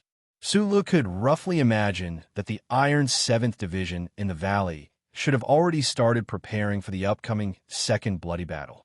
However, he and his Black MX were already exhausted to the extreme. He wanted to kill the enemy, but he couldn't turn around. He could only use his fingers to push the control stick and slowly drive the Black MX on the military road to Luoqiu Airport. Not bad. At this moment, A white symbol flashed in the vision of Su Li's left eye. He had already taken off his special helmet, so these words naturally didn't appear on the holographic screen, but in his mind. Of course, only that old bastard could create such a mysterious scene. This black MX mecha that had been carefully modified by Shangxiu and the Nutshell Engineering team had maximized Su Li's operating ability to the extreme. However, it wasn't designed with autopilot. Su Lu stared at the symbol in his left eye and suddenly had a strong urge to squeeze the old bastard's strength. If the glory of the charter was a mountain of treasures, then today, Su Lu had been sitting on the edge of this glittering mountain and eating his meal. He had to eat as much as he could. Otherwise, before he ran out of treasures, who knew if the charter computer would go crazy and come crashing down on him? I'm very tired. Help me drive this MX to Luo Chio Airport. Su Lu chuckled, silently saying this in his heart. Then, he let go of his hands that were controlling the mecha and leaned back tiredly but comfortably into his special seat cushion. Maybe you'll feel better after sleeping for a while. I'm already impressed that you didn't throw up. He carefully untied Jian Shi's tightly bound clothes, allowing the girl's body, which had been restrained for a long time, to welcome a temporary release. When the soft bulge under the military uniform returned to its original shape, it was a soul-stirring and graceful scene. The dark short skirt was no longer pulled up by the shy rope, and the two slender, smooth, and tight legs could finally be covered by the dazzling spring scenery. This process was even more seductive than the previous scene. If it had been in the past, every inch of Jian Shueyer's youthful body would have made Su Lu open his beady eyes wide to explore the beauty within. At this moment, however, he was already so tired that he could not speak. Seeing Jian Shueyer close her eyes tiredly, he naturally closed his own eyes as well. The glory of the charter, which freely traversed the atmosphere of the universe and planets, and the federal central computer, which was at the core of the light, after hearing Su Li's request, did not express any more opinions. Neither the Federation nor the Empire had developed the technology to remotely control battleships or mecha. This was because the structures of battleships and mecha were abnormally complex, not as simple as the miniature surveillance aircraft commonly used by the Empire. The current computing power of the computers in the universe could not support remote control. Even the extremely powerful Federal Central Computer, the federal military had never attempted to allow it to complete this kind of remote, autonomous control. Firstly, they did not have the authority to do so. Secondly, in their opinion, although the Federal Central Computer's computing power was amazing, it was ultimately just a cold machine. It could be imitated as much as it wanted, but it could never truly support the extremely complex operations. In addition to data calculation and environmental monitoring feedback, it also required intuitive judgment operations. However, at this moment, in the dull cockpit, a young man and woman fell into a deep sleep. The heavily damaged black MX mecha, under the condition that no one was controlling it, gradually began to increase its speed. It smoothly and accurately crossed the mountains, the mountain roads, and the fields, heading towards the Luochio spaceport in the distance. At this moment, the black mecha was really like a black ghost. The low and powerful roar of the engines shattered the silence of the night. Countless heavy Imperial armored vehicles and the 14 third-generation Moonwolf mechas mixed in with the Vanguard mercilessly crushed the fertile soil on the planet's surface. The engines that used hydrogen fuel did not have a bad smell, but the high-speed advance of such a large force still left behind an unpleasant smell of engine oil in the air. The last reorganized force of the Empire's Maple Forest Alliance, the Reserve Assault Brigade, had already arrived at the area very close to the front line of the Yellow Mountain Ridge.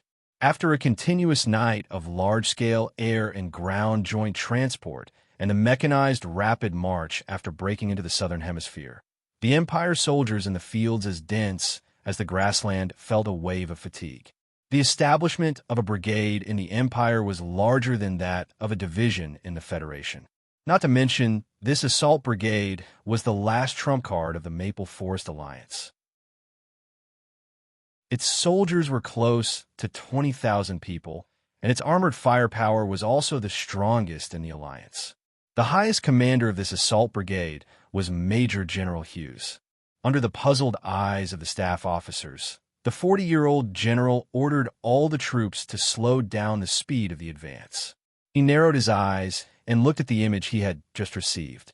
He fell into deep thought, and the wrinkles on his forehead piled up particularly heavy. 10 minutes ago, when he lost the coordinates and information of the Moon Wolf group, Major General Hughes knew that something must have happened in front of him. However, military orders must be obeyed. In addition, after confirming that there was only one division in the Yellow Mountain Ridge area, he only asked the electronic troops to increase the anti-interference force and began to build a temporary position command system. He did not ask the troops to slow down the speed of the advance until the few remaining miniature aircraft of the Empire sent back a few still images. There were not many miniature surveillance aircraft scattered in the southern hemisphere like locusts, and these few surveillance aircraft had no way to get close to the Yellow Mountain Ridge area. They could only take a few pictures from an extremely long distance. The pictures were very tragic. Those familiar black and blue mecha tragically collapsed in the valleys on the ground, burning and deforming. Major General Hughes's face was like iron. He could not understand how a single division in the Federation could eat an entire mecha brigade led by Love. However, the pictures in front of him told him that this was the truth. What should he do now? Sitting in the command armored vehicle, he slowly closed his eyes. After a while, he suddenly opened them, and a trace of ferocity flashed through his eyes. His assault team was already stronger than the Federal Division to begin with. In addition, although the Federal Division had wiped out the entire Moon Wolf mecha clan, they must have paid an extremely heavy price. He had a very good chance of wiping out the entire Federal Division. Then, he would directly attack Loachio Spaceport, then take a detour to the north and threaten the Federation's vital military depot. From there, he would write the most important chapter of the North-South War on the planet's surface. He must continue to attack. Suddenly, Major General Hughes's expression froze, because in the Imperial New Moon command system in front of him, an old voice rang out. Retreat. The Imperial armies had strict hierarchy and discipline. Although Major General Hughes was disappointed and even angry, since this was the command center and it was old General Umbree's order, he had to accept it. In the shortest amount of time, he issued the order to retreat to the entire assault brigade. However, at this moment, Major General Hughes made a fatal mistake. He left behind the Mecha Brigade and the Heavy Mecha Brigade and tried to use mechanical cooperation and shoulder-launched electromagnetic beam bombs to deal with the Federation's most mobile Mecha Brigade.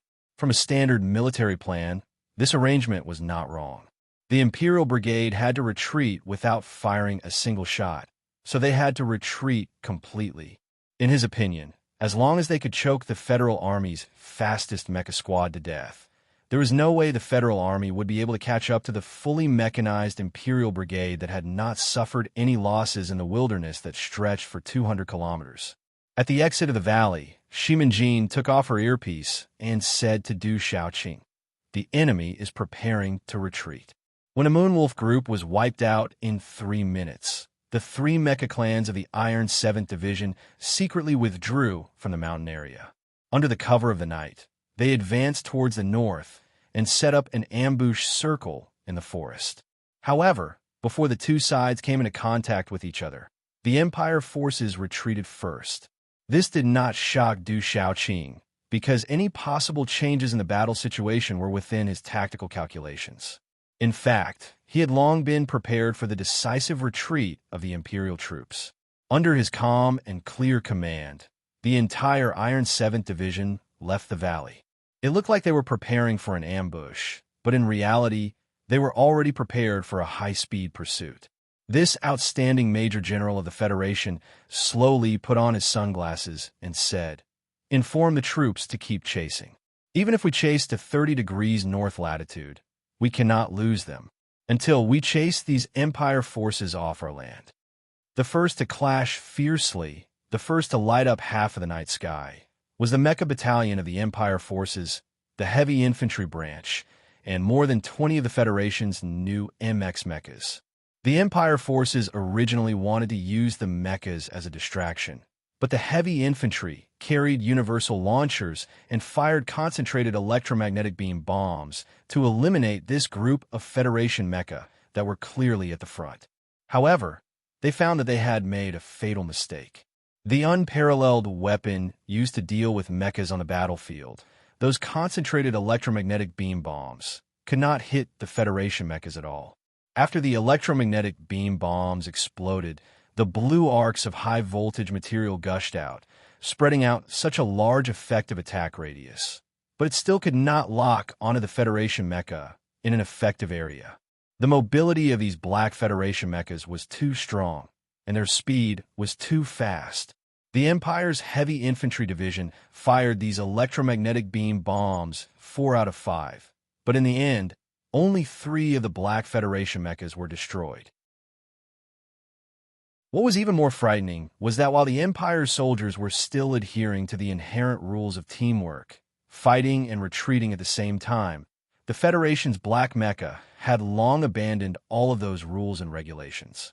Relying on their powerful firepower and performance, they launched a high-speed group charge.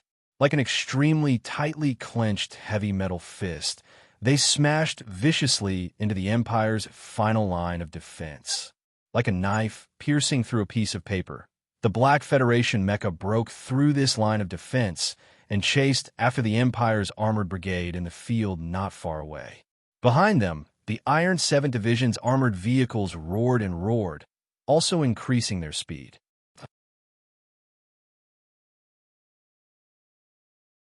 Chapter 425. On the huge screen, red arrows were rapidly expanding from south to north. These red arrows represented the Iron 7th Division. More than 10 kilometers ahead of the Iron 7th Division, the Blue Imperial armies were trying to escape from the battlefield as quickly as possible. However, the mixed mechanized platoon they left behind to stop them had long become some kind of sacrifice for the Iron 7th Division's fierce offensive. Now, they could not complete their mission of retreating at all. The Imperial Assault Group should have been defending and waiting for reinforcements at this time, but the military intelligence they received from the Northern Hemisphere Command was very bad. The situation on the north-south dividing line had fundamentally changed. 2 divisions of the Federation were rushing in from the northeast. If the enemy blocked the 20,000-man army south of the dividing line, what awaited them would be a crushing defeat. Therefore, this automated platoon could only try their best to retreat as quickly as possible. The Iron 7th Division attacked from 3 directions, crazily pouncing out from the Mayan plains and chasing after the enemy across the mountains and plains. When they were about to reach the rear of the Imperial Brigade, the 3 iron streams suddenly split into countless low-level combat platoons and stabbed toward the rear of the Imperial Brigade. On the screen, the crimson blocks that represented the Iron 7th Division suddenly split into many lines. They did not care about the coverage of the enemy's firepower at all and rushed forward fearlessly. There was no division or encirclement, and there was no roundabout way. There was only the most direct of straight lines. And when these straight lines that represented a battalion or even a company bit fiercely into the Imperial platoon, the ends of the lines suddenly opened up again and cleverly began to divide the firepower, and then bit down on the Imperial platoon in an orderly manner. Clouds of smoke floated in the wild night from time to time. In the dozens of square kilometers of combat area that was stretched into the shape of leaves, there were blinding lights and explosions at the same time. Specific orders were sent out from the electronic command system of the Iron 7th Division headquarters, passing through the pungent air and the dust of the explosions and transmitted to every single combat platoon. Sometimes, orders were even directly issued to platoon-level combat units, calmly and skillfully commanding the Federal forces like countless sharp knives, cutting the Imperial armies into bloody pieces. The commander of the Iron 7th Division was Du Shaoqing, this famous general of a generation, who had never been on a real battlefield, finally demonstrated his commanding ability and terrifying mental fortitude in the smoke of this planet. He was like the most brilliant conductor in the universe. waving the stick in his hand softly. He had the complete control of an enormous and complicated ancient music orchestra in his hands. Even the tiniest change in tone or the smallest movement of the performers could not escape his eyes. But Du Shaoqing did not arrogantly try to personally command every single battle on the battlefield, because he knew very well that he was not a charter computer with superhuman computing power. He was only following the tactical calculations of the General Staff Department. At this time, the countless parameters given to him by the glory of the charter allowed him to judge the situation and adjust the general direction of every battle at any time, thus winning the final victory for his Iron 7th Division. The Imperial Assault Group was the trump card of the Expeditionary Army to begin with. Even though they were being chased by the ruthless and relentless attacks of the Iron 7th Division, they still did not panic. The soldiers of the Empire still fought bravely and valiantly, but when faced with the 20 or so black MX mechas that were like tigers in a flock of sheep, they found it extremely difficult to deal with. An hour later, in a certain valley that was still a considerable distance away from the north-south dividing line, the retreating Imperial Brigade could no longer endure the incessant attacks of the Federation mecha and the incessant attacks of the retreating Federation mecha. The entire army instantly spread out on their own initiative and began to fight in small squads. They increased their speed and avoided the attacks behind them as they sprinted towards the northern hemisphere at high speed. At this point in the battle, whether it was the retreating Imperial Brigade or the pursuing Iron 7th Division, it was very difficult for them to maintain their formation. Like countless balls, they began to run wildly across the plains. Sometimes a Federation battalion would be sandwiched between two Empire battalions. Sometimes a small Empire battalion would find themselves despairingly surrounded by more than 400 Federation tanks. The pursuit turned into a chaotic battle. At this moment, the accurate monitoring of the battlefield by the central computer of the Federation and the commanding ability of Du Shaoqing and the officers of the headquarters, who could not have been calmer and more meticulous, finally played their biggest role. In the darkness of the night, the Imperial Brigade that was like an axe had long been turned into countless fierce and wild pieces of metal. The Iron 7th Division that was like a machete had also been broken into pieces. However, they were like countless sharp knives. It seemed chaotic, but in reality, there was order amidst the chaos. Every company that was in the midst of the complex terrain clearly knew their position, their mission, and still maintained a fierce attacking posture. In the Southern Hemisphere Federation Command Center, Commander Shaoqing, you really live up to your reputation. As a high-ranking military officer in the West Woods, Lieutenant General Nelson did not have a good impression of Du Shaoqing and the Iron 7th Division. However, today, after personally witnessing Du Shaoqing's command and the valiant military quality of the Iron 7th Division, he still felt a sense of admiration. Although the Empire's assault brigade showed no signs of truly collapsing at this rate, by the time the Federation's two divisions that went to reinforce the Empire's assault brigade in the south, victory was already set in stone. Scenes like this on the battlefield were constantly happening in the narrow area at the northern end of the southern hemisphere of Planet 5460. The Empire's Maple Forest Alliance, which had forcefully launched a surprise attack in the south and successfully killed its way to the Federation's third defense line, was like a high-speed cannonball that had shot through countless layers of alloy baffles. At the moment of exhaustion, the tide-like offensive was contained, and the Federal Army, which had been pressured to the point of suffocation, began to gain a rare moment of respite. Then, under the orders of the Federation Command Center and the guidance of the glory of the Charter, the Federal Army in the Southern Hemisphere began a counterattack. The cold charter computer could not completely dominate the war on this planet. It only provided the most terrifying battlefield data and real-time comprehensive monitoring for the Federation Command Center to formulate a plan. At the same time, the powerful computing power of the charter computer also began to carry out the most detailed tactical deduction for the counterattack. However, this magnificent counterattack did not achieve as great a result as the Iron 7th Division on the front line north of the Yellow Mountain Ridge. On the one hand, The Federation's main force was under the continuous and terrifying attacks of the Empire's Maple Forest Alliance. Their own morale and equipment had been greatly depleted, so it was difficult for a hasty counterattack to display their might. More importantly, before the Federal Army began their counterattack, those roaring, cold-blooded Imperial Expeditionary Force that had been continuously attacking suddenly seemed to have received some kind of order and instantly began to retreat. These Empire's troops attacked like a tidal wave and retreated like a tidal wave. When they attacked, they did not care about the fact that they had all died in battle. When they retreated, they were silent to the extreme. Only in the 300 square battle zones on the north-south dividing line were countless corpses from both sides, as well as tens of thousands of tons of dirt and charred chariots and mecha wreckages that filled the field of vision. Umburi, you're really ruthless. But what exactly are you thinking? Lieutenant General Nelson's white eyebrows furrowed together, looking at the receding Imperial Expeditionary Force on the light screen. His heart was abnormally heavy. No matter the cost, they had thrown away more than 40,000 corpses, moved out their family assets hidden in the glaciers, wasted so much ammunition, and finally reached the Federation's last line of defense. In the end, with one order from the command center, the bloodthirsty Empire's soldiers retreated without hesitation. They did not linger in the battle, nor did they lament as a senior commander.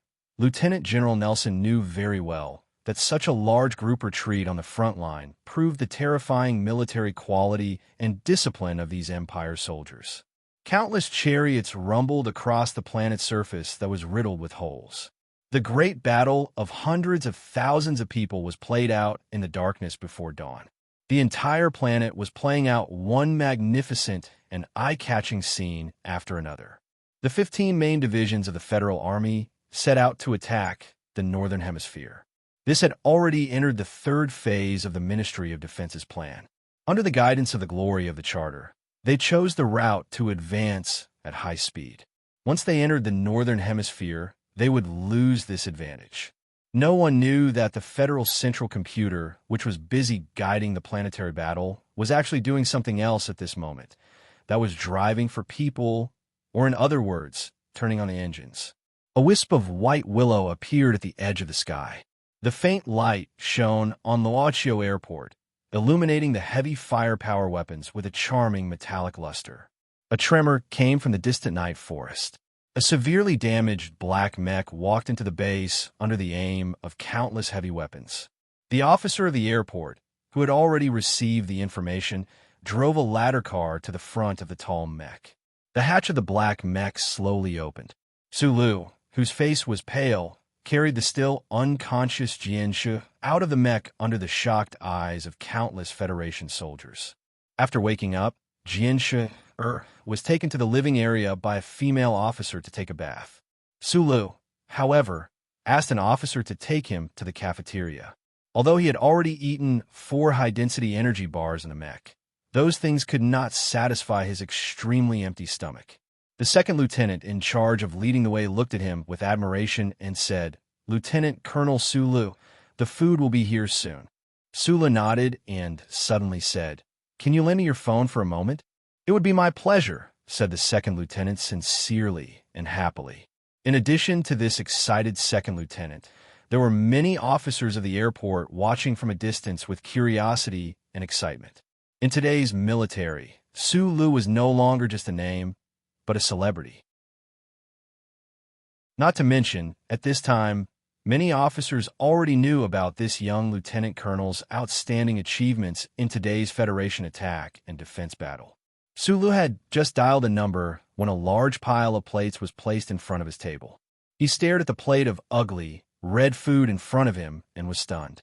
5460 Rivers Special Crab, high in protein.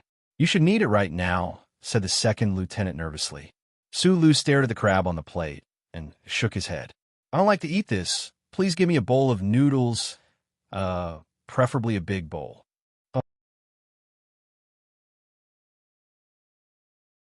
Chapter 426.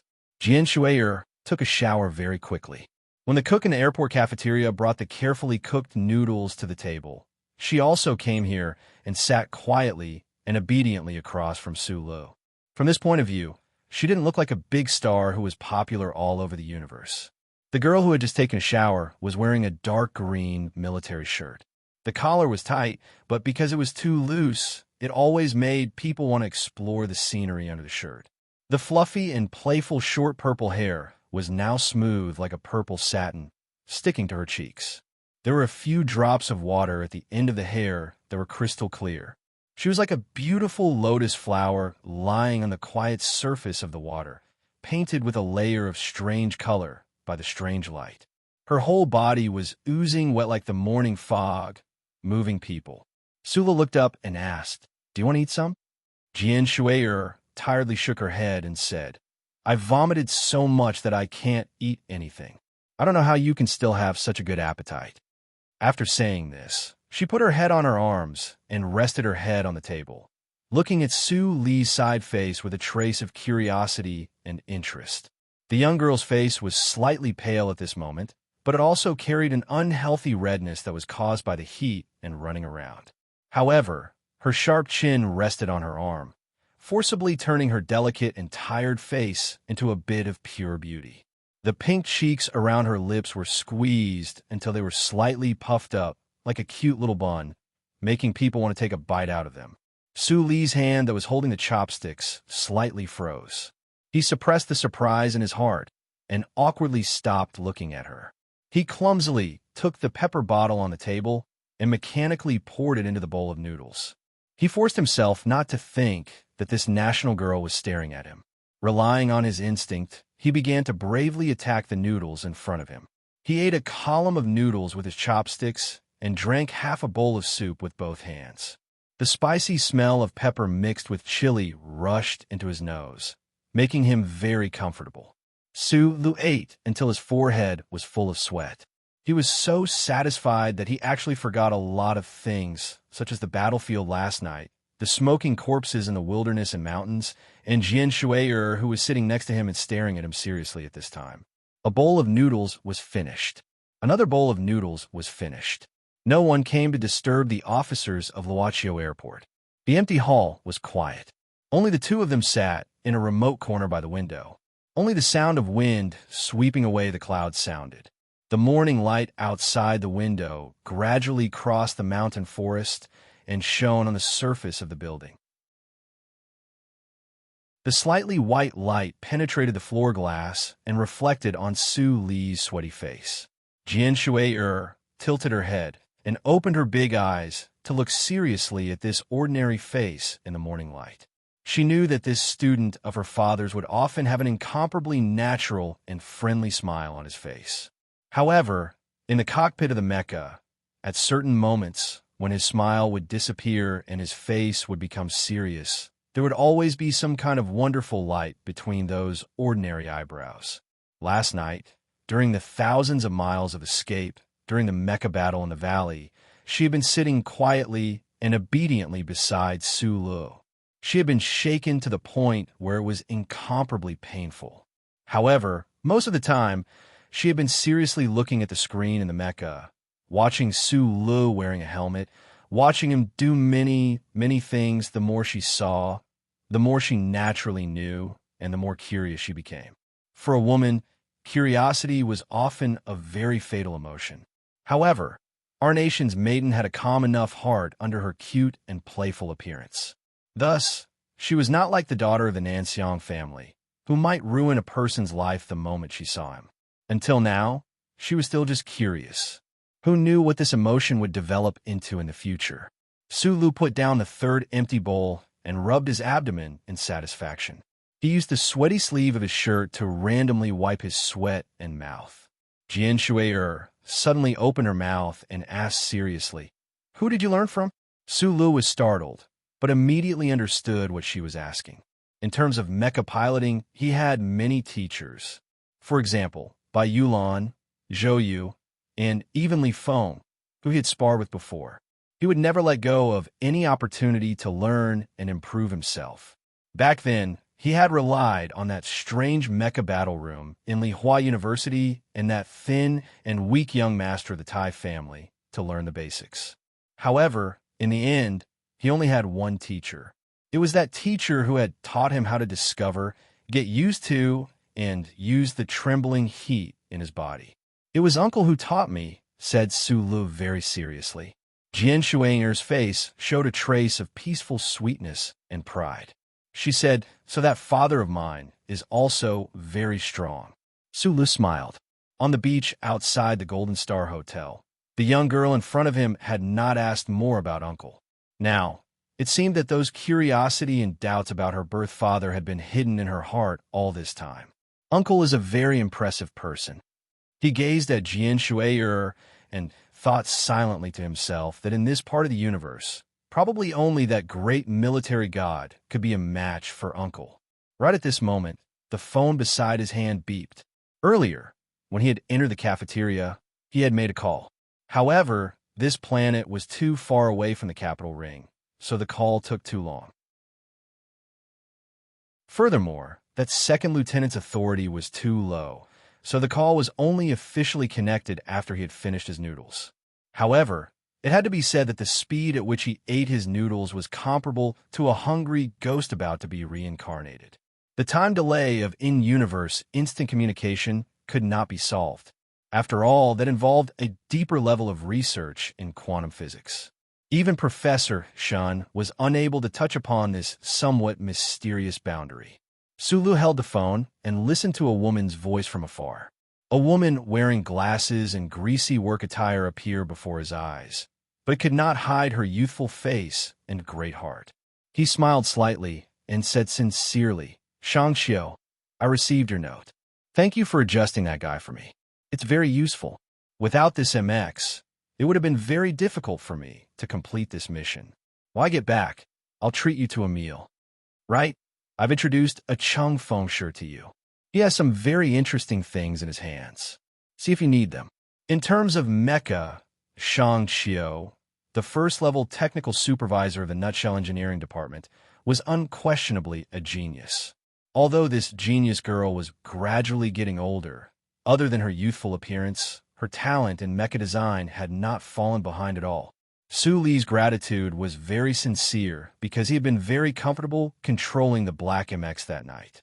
He knew very well that Shang Xiu and those colleagues in the engineering department must have put in a lot of effort in order to modify this mecha. Especially since they did not have their own control data, the amount of calculation required was terrifyingly large. Leaving a note in a mecha. If this was made into a movie, it would definitely be a battlefield romance that would attract countless young girls, said Jian Shuai, looking at him with a smile. Sulu scratched his head. He really did not know how to explain it. There was indeed an indescribable sense of chemistry between him and Shang Xiu. Although the two of them had only been able to communicate remotely this past year, whether it was in the development of the MX in the past or in the creation of mecha tutorials later on, this pair of stunningly talented engineering man and woman had always been able to easily understand what the other wanted, thus forming a close collaboration. However, this was definitely not the love between a man and a woman. It was just a natural attraction between living things that shared the same magnetic field. Sulu thought so, but when he thought of the exaggeratedly soft breast that had appeared in his mind earlier, he felt that he was lying to himself. He did have a good impression of Shang Xiu. Right now, he did not have to think about the black-rimmed spectacles wearing Zhang Xiaoming, but he would occasionally think of the spectacle-wearing Shang Xiu. Sulu gripped the edge of the table tightly, gazing somewhat uneasily at the morning light outside the window. Suddenly, he thought of the young lady of the Southern Prime Minister family who had courageously expressed her love for him in the Wood Valley Manor. He thought of the warm, peaceful, and comfortable feeling that beautiful girl had brought to him. Suddenly, Sulu came to a conclusion that made him panic. Could it be that he subconsciously liked all girls who were worth liking? Then what was this? Amorous or universal? Promiscuous or lustful? Had he been led astray by that hooligan Mr. Sure? The morning light was a little blinding. Sulu quickly turned his head, and then saw Jian Shuai, who was looking at him curiously with her head resting on his arm. He saw that incomparably enchanting little face that short purple hair that had always existed in his dreams. He could not help but feel confused and even panicked. He quickly stood up, prepared to get as far away from this national girl as possible. Jian Shuai opened her ink-black eyes and looked at him in confusion. She asked, "What's wrong?" Su Li's voice was slightly hoarse. "I'm going to rest for a while first, and then I'll fix my mecha. In the next few days, I'll definitely have to go out on missions." Jian Shuai was shocked. She pointed at the white salt stains on the back of his military uniform and asked hesitantly, "Aren't you going to take a shower first?" The afternoon sun shone warmly into the bedroom. Jian Shuai was nestled in bed, eating seriously with a bag of coarse grain biscuits in her hand while looking at the TV screen on the wall. She looked like she was at home, completely different from the scene of war that was going on everywhere on this planet at this time. The Federation's army was fighting a bloody battle, and Jian Shuai was not in the mood to live such a leisurely life. It was just that the Imperial Expeditionary Force's surprise attack plan had been foiled by the Federation, but the entire Luochio spaceport was still in the highest alert state. Under strict military control, although she and Su Lu enjoyed the best military treatment in the spaceport, it was still very inconvenient if they wanted to go out for a walk. Not to mention that the news on the TV was particularly important at this time. On the screen, at the large gathering site of the Charter Square in the Capital Special District, President Pabre, dressed in a black suit, was reading an important announcement to thousands of ordinary citizens of the Federation under the sun. Dozens of years ago, the President of the Federation once said that this is a shameful day.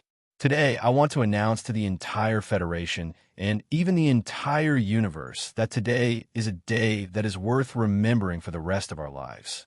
Speaking of this, the dark-skinned President Pabre paused for a moment, as if he was recalling the heavy history of the past. Gradually, a smile appeared on his face, and he looked particularly confident under the sun.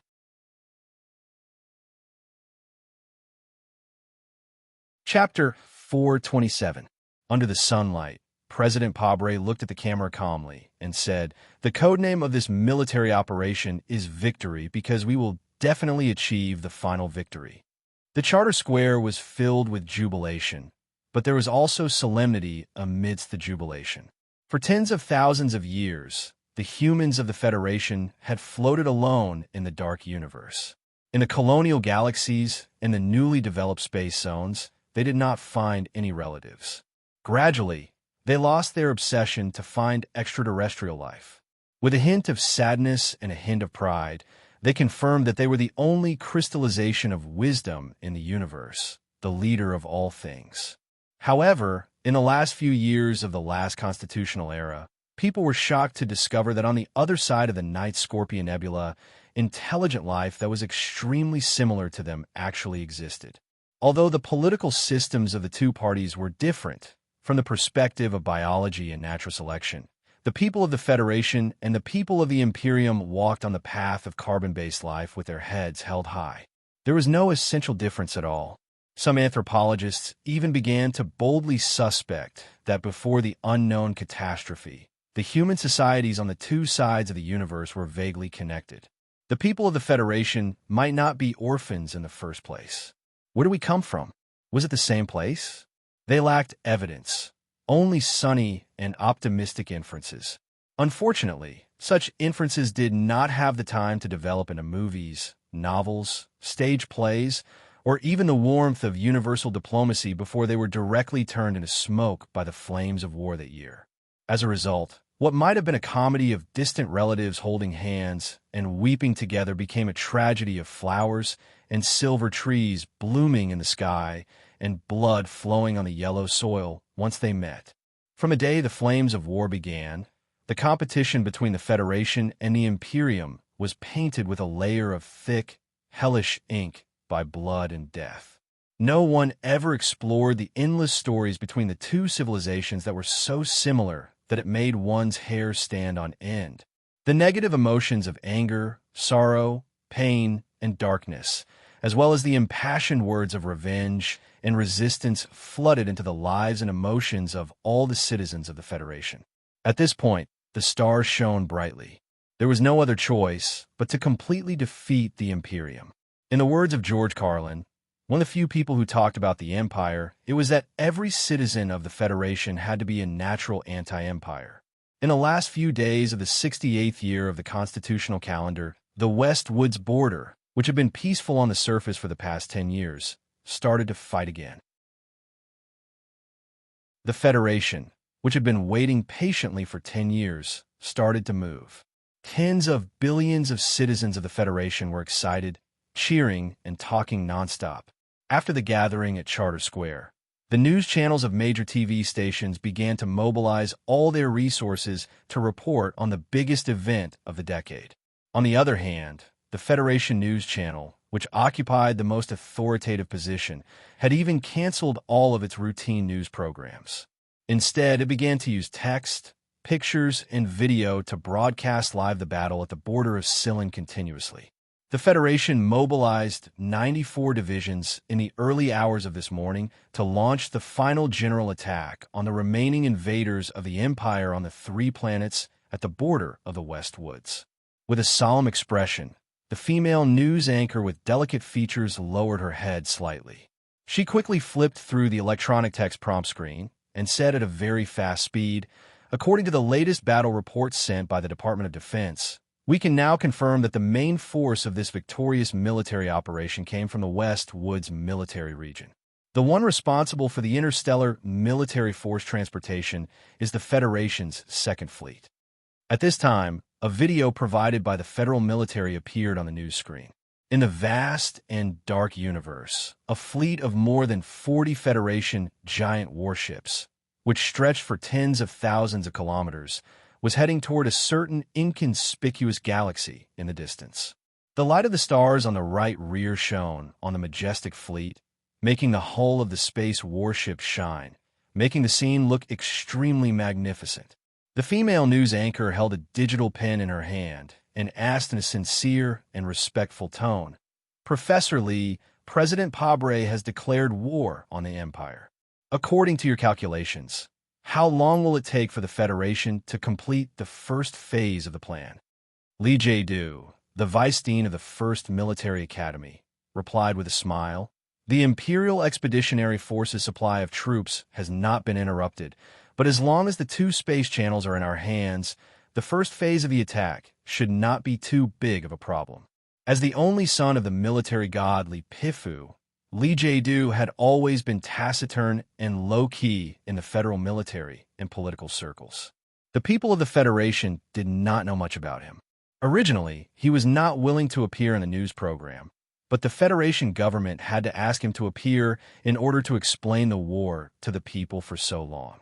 After all, he was a member of the Lees of Philadelphia, so the people of the Federation would definitely trust him more than the spokesperson of the government.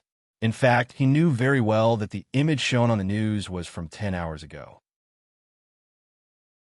At this time, almost all of the mechanized troops of the West Woods military had probably arrived in the sky above the 2 planets and were in the midst of a forceful landing battle.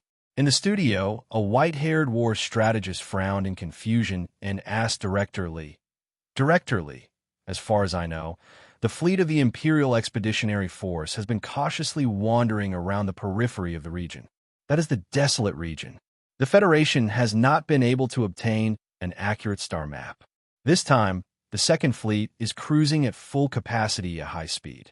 Once that fleet launches a surprise attack, the flames of war in the West Woods region rose again.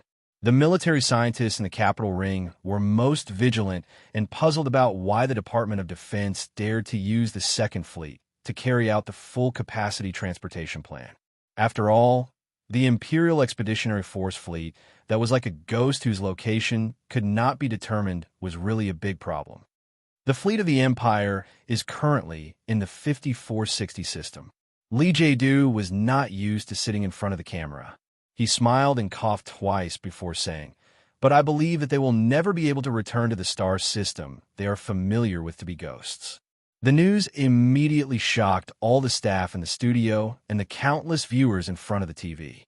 Director Lee Jae-do suddenly remembered the mission that Mr. President had given him and said to the camera, The goal of the first phase of the plan is to drive the people of the Empire away from the three resource star systems.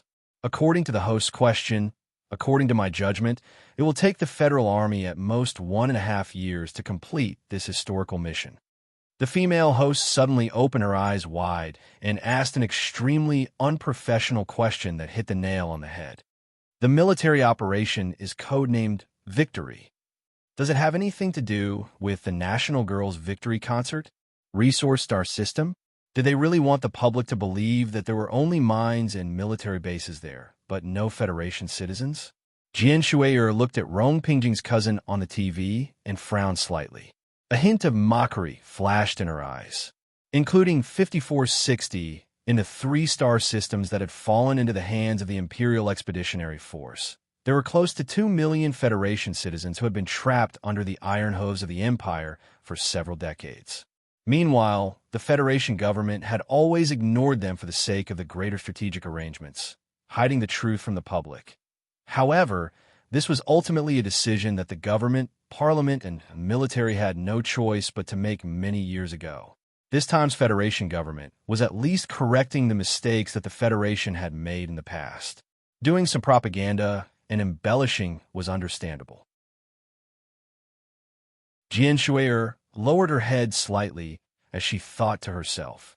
A moment later, she raised her head and watched the replay of President Pabre's speech on the TV. A trace of a smile appeared on her face. A mature president or politician should announce the start of war before the midterm elections or the next term of office. On one hand, this would increase the chances of success and reduce the risk. On the other hand, it would also help them gain more electoral support. However, President Pabre had ignored the collective opposition of his staff when the new MX Mecha had just been equipped to the army. He had used his superb political skills to unify the opposing views in Parliament and forcefully push through the military deployment plan of the Ministry of Defense despite the objections of the masses. This kind of decision might seem a little radical, but hidden within this radical was a certain political philosophy that was worthy of respect. Under Mr. Pabre's tanned and simple face, it was precisely this respectable way of thinking that was completely different from most politicians that allowed him to win the recognition and respect of many Federation youths, such as Tai Ziyuan and Su Lu. Just like many people, Jian Shui'er also greatly admired this Mr. President who had come from a poor background. Because of her family background, she vaguely knew some of the inside story. This Westwoods war plan was completely proposed and single-handedly pushed forward by this charismatic Mr. President. For this matter, the president had even made a special trip to Philadelphia. The TV began to play the second video released by the Ministry of Defense. She carefully watched the federal fleet on the screen as if they were transporting a flock of birds. They used the air-to-ground transport pods to deliver the heavy equipment and soldiers of the landing force to the two unfamiliar planets. Looking at the explosions that continued to erupt from the two planets, the hands hanging by her waist gradually tightened. The national girl Jian Shui'er was the fuse of this war. It was hard to believe, but this was the truth. Furthermore, she was a top student from the 1st Military Academy's Warship Command Department. Her family background allowed her to hide an intelligent military sense under her cute appearance. Seeing this, she roughly understood the federal military's grand plan. She was the bait, and even the Federation's attack in the southern hemisphere of 5460 was just a disguise. From the very beginning, the federal military's plan was to transfer the last fleet of the Imperial Expeditionary Force to this star sector and then begin to attack the other two planets with a thunderous force. Those two planets had been completely occupied and operated by the Imperial Expeditionary Force for many years. The situation was completely different from the situation on 5460. In order to tear open a hole in such an environment and establish an outpost for the Federation's counterattack, the Westwoods military region had to complete a sudden landing raid in the shortest time possible. In this, first, they had to transfer the last fleet of the Empire away. A light flashed through Jian Shui'er's ink-like eyes. Her delicate lips opened slightly, and she let out a sigh of admiration. This was a simple military plan. Although it had successfully deceived the people of the Empire and even many of the Federation's participating troops, no matter whether it was the reaction of the Maple Federation, the mobilization of the Imperial Expeditionary Force, or the advance arrival of the Federal Fleet, as long as there was an unexpected situation in one step, this plan could not be carried out. The person who made this plan had calculated all of the Empire's countermeasures without a single mistake. It was a simple and light placement of chess pieces, but it landed in every place where the enemy would definitely advance and retreat. What kind of realm was this? This was a terrifying realm where one had grasped every gust of wind on the battlefield in one's hand and grasped the reactions of people to the extreme. Thus, it appeared to be at their fingertips, at ease, and with great complexity, as simple as it was simple. Jian Shui'er thought in surprise. The old man had already retired. Why did he come out of retirement this time?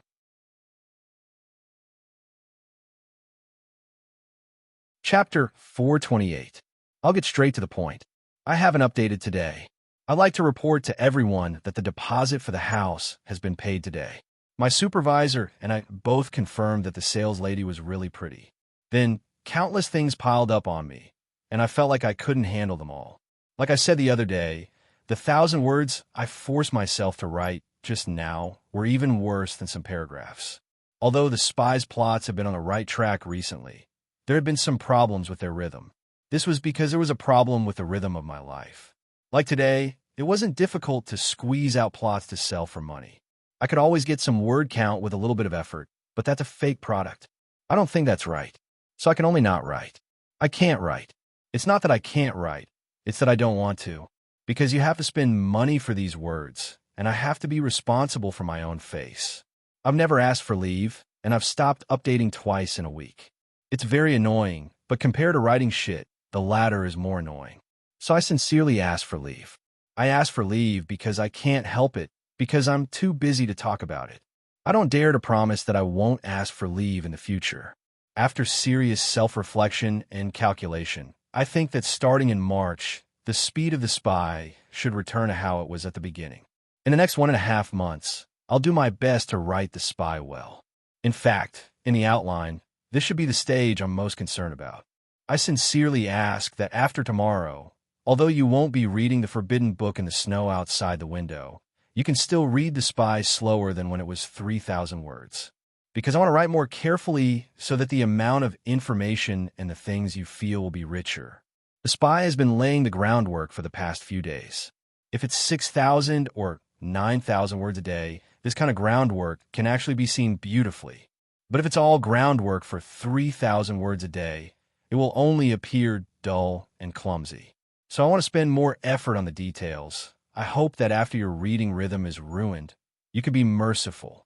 After thinking about it seriously again, I still need to adjust the time of the update to the afternoon so that I can adjust my work state. It's best if I can finish writing in advance every day, then send it out at the right time.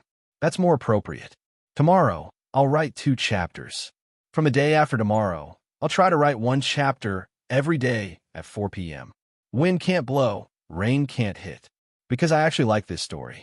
Because the later parts of the story were all interesting and murderous things that I really wanted to write. Please give me and the spy more patience with this story. That invincible, great, and diligent tomcat, who didn't need to take a wedding break and only cared about renovations, would finally tear apart its fur and reveal its brilliance. It would appear in front of your fresh eyes every day in a slow-motion running posture. Although it will be written more slowly, it will definitely be written more straightforwardly, so that we and Sulu can travel in a straight line through the universe with infinite glory. For the next 2 months, I definitely won't be soliciting monthly votes. I can just do whatever I want with recommendation votes. Anyway, the guests will definitely be good in the future, so I definitely have some confidence in this aspect. 1,000 words on the note should be able to prove that what I said was true. In my opinion, not updating while asking for leave is a sign of responsibility. I am still narcissistic. Bow and leave the stage. See you tomorrow.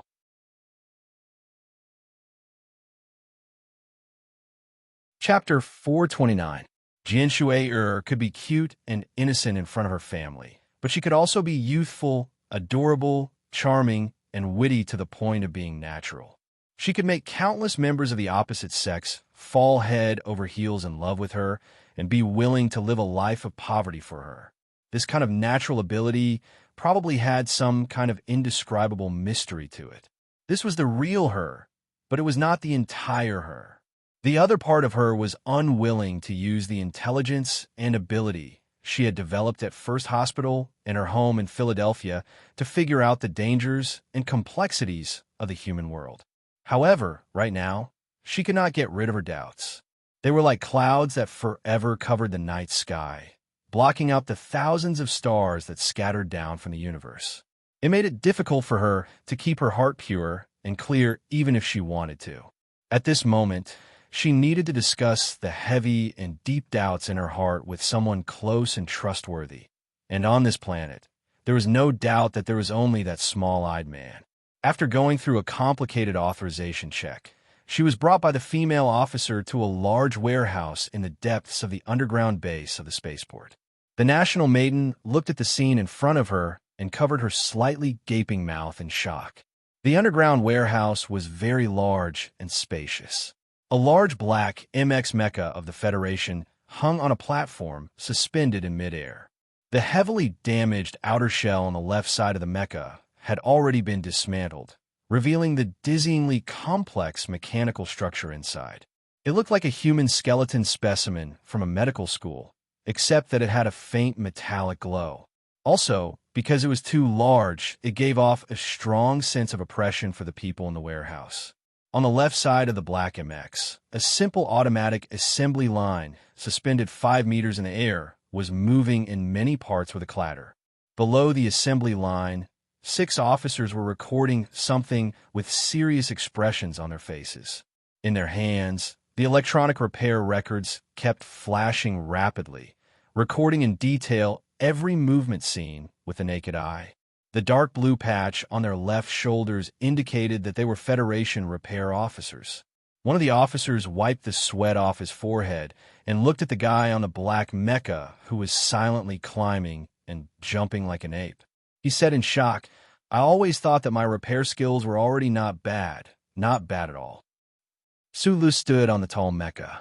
After a night of battle and thousands of miles of travel, even the newest generation MX mecha of the Federation, under the frenzied pursuit of the Empire's Moonwolf Mecha Brigade, had still ended up riddled with holes in certain areas, with some systems extremely fragile. Sulu believed that the Department of Defense would give him a new dangerous mission. Therefore, after 2 hours of light sleep, he went to the warehouse. He wanted to fix the black MX in the shortest amount of time possible. Pulling out a very long data cable, he narrowed his eyes as he stood below the black mech. His fingers lightly touched the control panel on the terminal to remove the outer armor of the MX mech. He didn't really care about the gazes of the 6 mech technicians behind him. In truth, those who had the authority to enter this warehouse naturally had the right to get close to the MX mech. Sulu climbed to the platform below the left shoulder of the mech. Reaching out, he pulled out 2 data cables, broke them with force, and connected them to the workbench. Accompanied by the sound of motors, the light silver automatic repair arm rose from the mech. Shang Xiu had made many modifications to this black MX. In her opinion, all the long-range firepower systems that Sulu needed had been completely removed. However, she had forcefully kept the automatic repair arm installed on the mech. This was because she knew that for a genius mechanic like Sulu, a standardized automatic repair arm was more important than anything else. The light alloy mechanical repair arm was lifted off the roof of the warehouse by a crane. Sulu rubbed his hair, narrowed his eyes, and grunted. Both his hands grabbed the clasp of the repair arm and pressed a button. Bright electric sparks shot out from the top of the mechanical arm. The components that had been prepared beforehand were meticulously placed into the damaged interior of the mech. Then, one by one, they were quickly welded together. At this time, Sulu was wearing a dark green singlet. His muscles, which were usually hidden, were clearly defined because he had to operate the extraordinarily heavy mechanical arm. They were filled with a sense of power that had yet to be unleashed. He wore sunglasses and quickly and accurately carried out the repair work. At the same time, he requested parts from the 6 mechanics below him. Standard loop shock absorber. Number 3 ball joint transmission rod. You don't have it? M52 knee joint transmission rod. Please grind it down to a diameter of 3 centimeters. He stood tall on the mech, holding the mechanical repair arm, spitting out sparks. He was like the most courageous warrior of the Federation, holding a Darlin rotary machine gun, firing continuously. Every operation he made, every part he requested, would make the 6 Federation mechanics below him tremble violently in their hearts. This was because they had never seen anyone carry out this kind of mechanical repair. Every micro-operation that the young officer on the black mech did was so precise and appropriate. No one would have imagined that one person carrying a heavy repair arm could actually do so much repair work so quickly. Moreover, not a single action was superfluous. What made these mechanics even more fearful and worshipful was that, in the beginning, they simply did not understand the intention of Su Li's repair actions. It was not until half a minute later that the embryonic form gradually came together that they more or less understood this kind of exquisite repair train of thought. They could not help but admit that Su Lu, who was repairing the Black MX, had long surpassed them in terms of mechanical repair skills. No, he had surpassed the skill level of most of the mechanics in the Federation military by too much. The legend of one person repairing a mech, which was usually unimaginable, seemed to be slowly becoming a reality at this moment. Therefore, that mechanic was so shocked that he could only repeat a certain sentence over and over again. The mechanics beside him also silently felt the same way. One of them stared with his eyes wide and pursed his lips. Looking at Su Lu, who had taken out a small knife and was cutting open a certain sealed circuit, he said in shock, "Can this kind of parallel serial circuit be replaced by a triple overlapping circuit? There's no such thing in the textbooks. We don't understand, but that doesn't mean it's impossible. Don't forget, the MX was designed by him in the first place." The voices of the discussions were very soft, but Su Lu, who was climbing up and down the black mech, heard them clearly. He turned his head and said, "We don't have the materials now, so we can only make do like this. Do you have any solidifying gears here?" "Yes. I'll go look for them immediately," said the officer loudly. The mechanics in the underground warehouse had long been dumbfounded by Su Li's miraculous mechanical repair skills. They actually did not notice the arrival of Jian Shui'er outside the door at all. If it had been any other time, these soldiers would have probably fainted from excitement upon seeing the nation's girl suddenly appear by their side. However, at this moment, they had long been completely focused on the mechanical repair skills displayed by Su Lu, completely forgetting about everything else. Jian Shui'er had a military uniform draped over her shoulders. Her arms were crossed in front of her chest as she leaned against the door, watching the scene in front of her with great interest.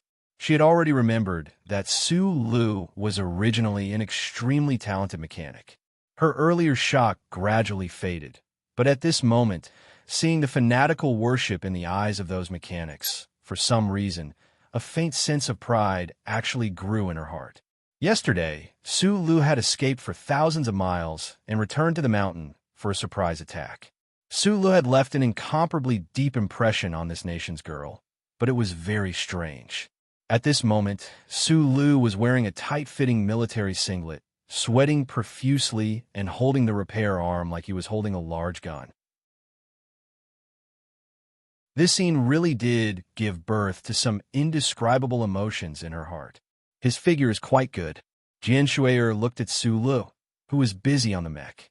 Although not very muscular, the lines of his muscles were clearly defined, and subconsciously thought of this. Immediately, her cheeks reddened slightly, and she shrugged her shoulders in self-relief. The Black MX's damage was not too serious. But because Luoqiao Airport lacked most of the specialized parts, Su Lu could only use some common parts as replacements. This method of doing so would definitely cause the MX's combat power to decrease by a lot. But the fact that he could use those unimaginable ideas to make this Black MX stand up and run again was already very incredible. After a phase of the repair work was completed, the 6 mechanics officers left the warehouse. Sulu wiped the sweat off his forehead, exhaled softly, and climbed down from the tall mech. He was very different from the average mechanic in the military. It was not because he understood this MX mech too well, but more because of the repair philosophy that Uncle Feng Yu had imparted to him back then. Whether it was a battleship or a mech, they were actually just tools used by humans, and were no different from household appliances. Adhering to this philosophy, Sulu did not have any fear when repairing the mech. He dared to fill in any kind of random replacement equipment, whether it was self-cleaning equipment or household appliances. In any case, he only wanted this mech to be able to move. It had to be said that it was precisely because of this difference in philosophy, the perception of treating gold as dung, that Sulu could do whatever he wanted without fear. As a result, the mechanic beside him was dumbfounded and worshipped him from head to toe. After climbing down from a mech, his body and face were full of black engine oil. Behind his hips hung heavy tools like a teenager, clanking and clanking, looking quite pathetic. Just at this moment, he turned around and saw a head of purple hair. Jian Shui'er looked at him with a smile. In a spacious warehouse, it seemed that some crisp sounds of metal clashing could be heard, like wind chimes. You said that back then, Father liked to carry a lot of tools behind him. Was it like what you were doing now? More or less, Sulu said with a smile. He subconsciously scratched his head.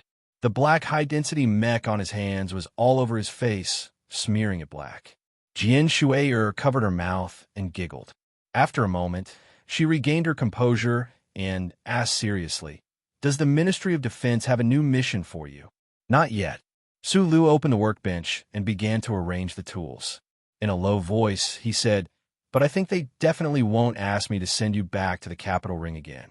No matter what mission the Ministry of Defense gives me, I still have to fix my MX first. After leaving this mech, there's actually not much I can do." Jian Shui'er was silent for a moment. She understood what Sulu meant.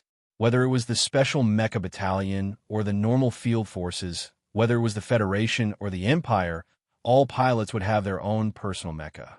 It was just like those warriors in ancient myths who rode their horses onto the battlefield. "This is your mech. In a few days, you'll probably paint a lot of stars on it." She smiled and said, "Have you given it a name?" This was a tradition of the federal military. Every time a mecha warrior killed an Empire mecha, they would have the right to paint a golden star on the left leg of their mecha. From last night until now, Jian Shui'er knew very well that Sulu had the right to paint at least 6 golden stars. Sulu thought seriously for a moment. Then, he raised his head and smiled. The white teeth on his dirty face were distinct. "I'm going to call it Little Black Flower." He really doesn't know how to come up with names, Jian Shui'er thought silently.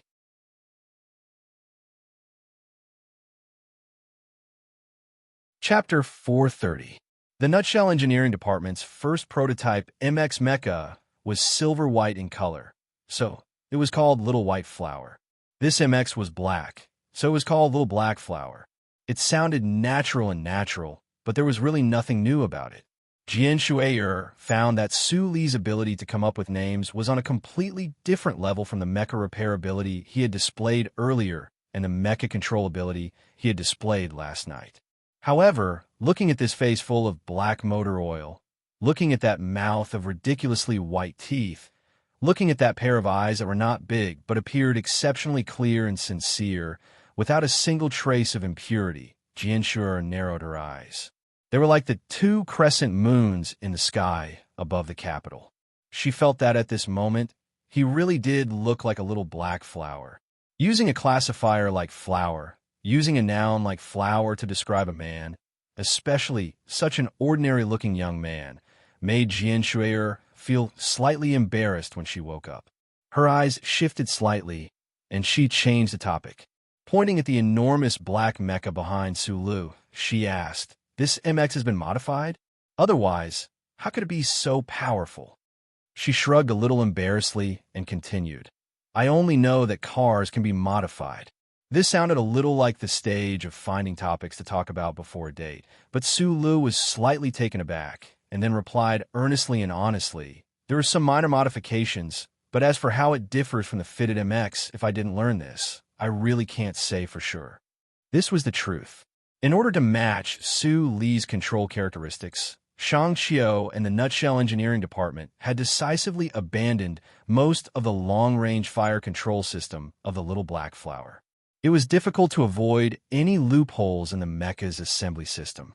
Other than characters like Su Lu and Madman Li, even the best ace pilots of the federal military would find it very difficult to get used to operating this Little Black Flower. Some serious problems might even arise if they tried to operate it. Hearing this honest statement, Jian Shui's expression was somewhat unnatural.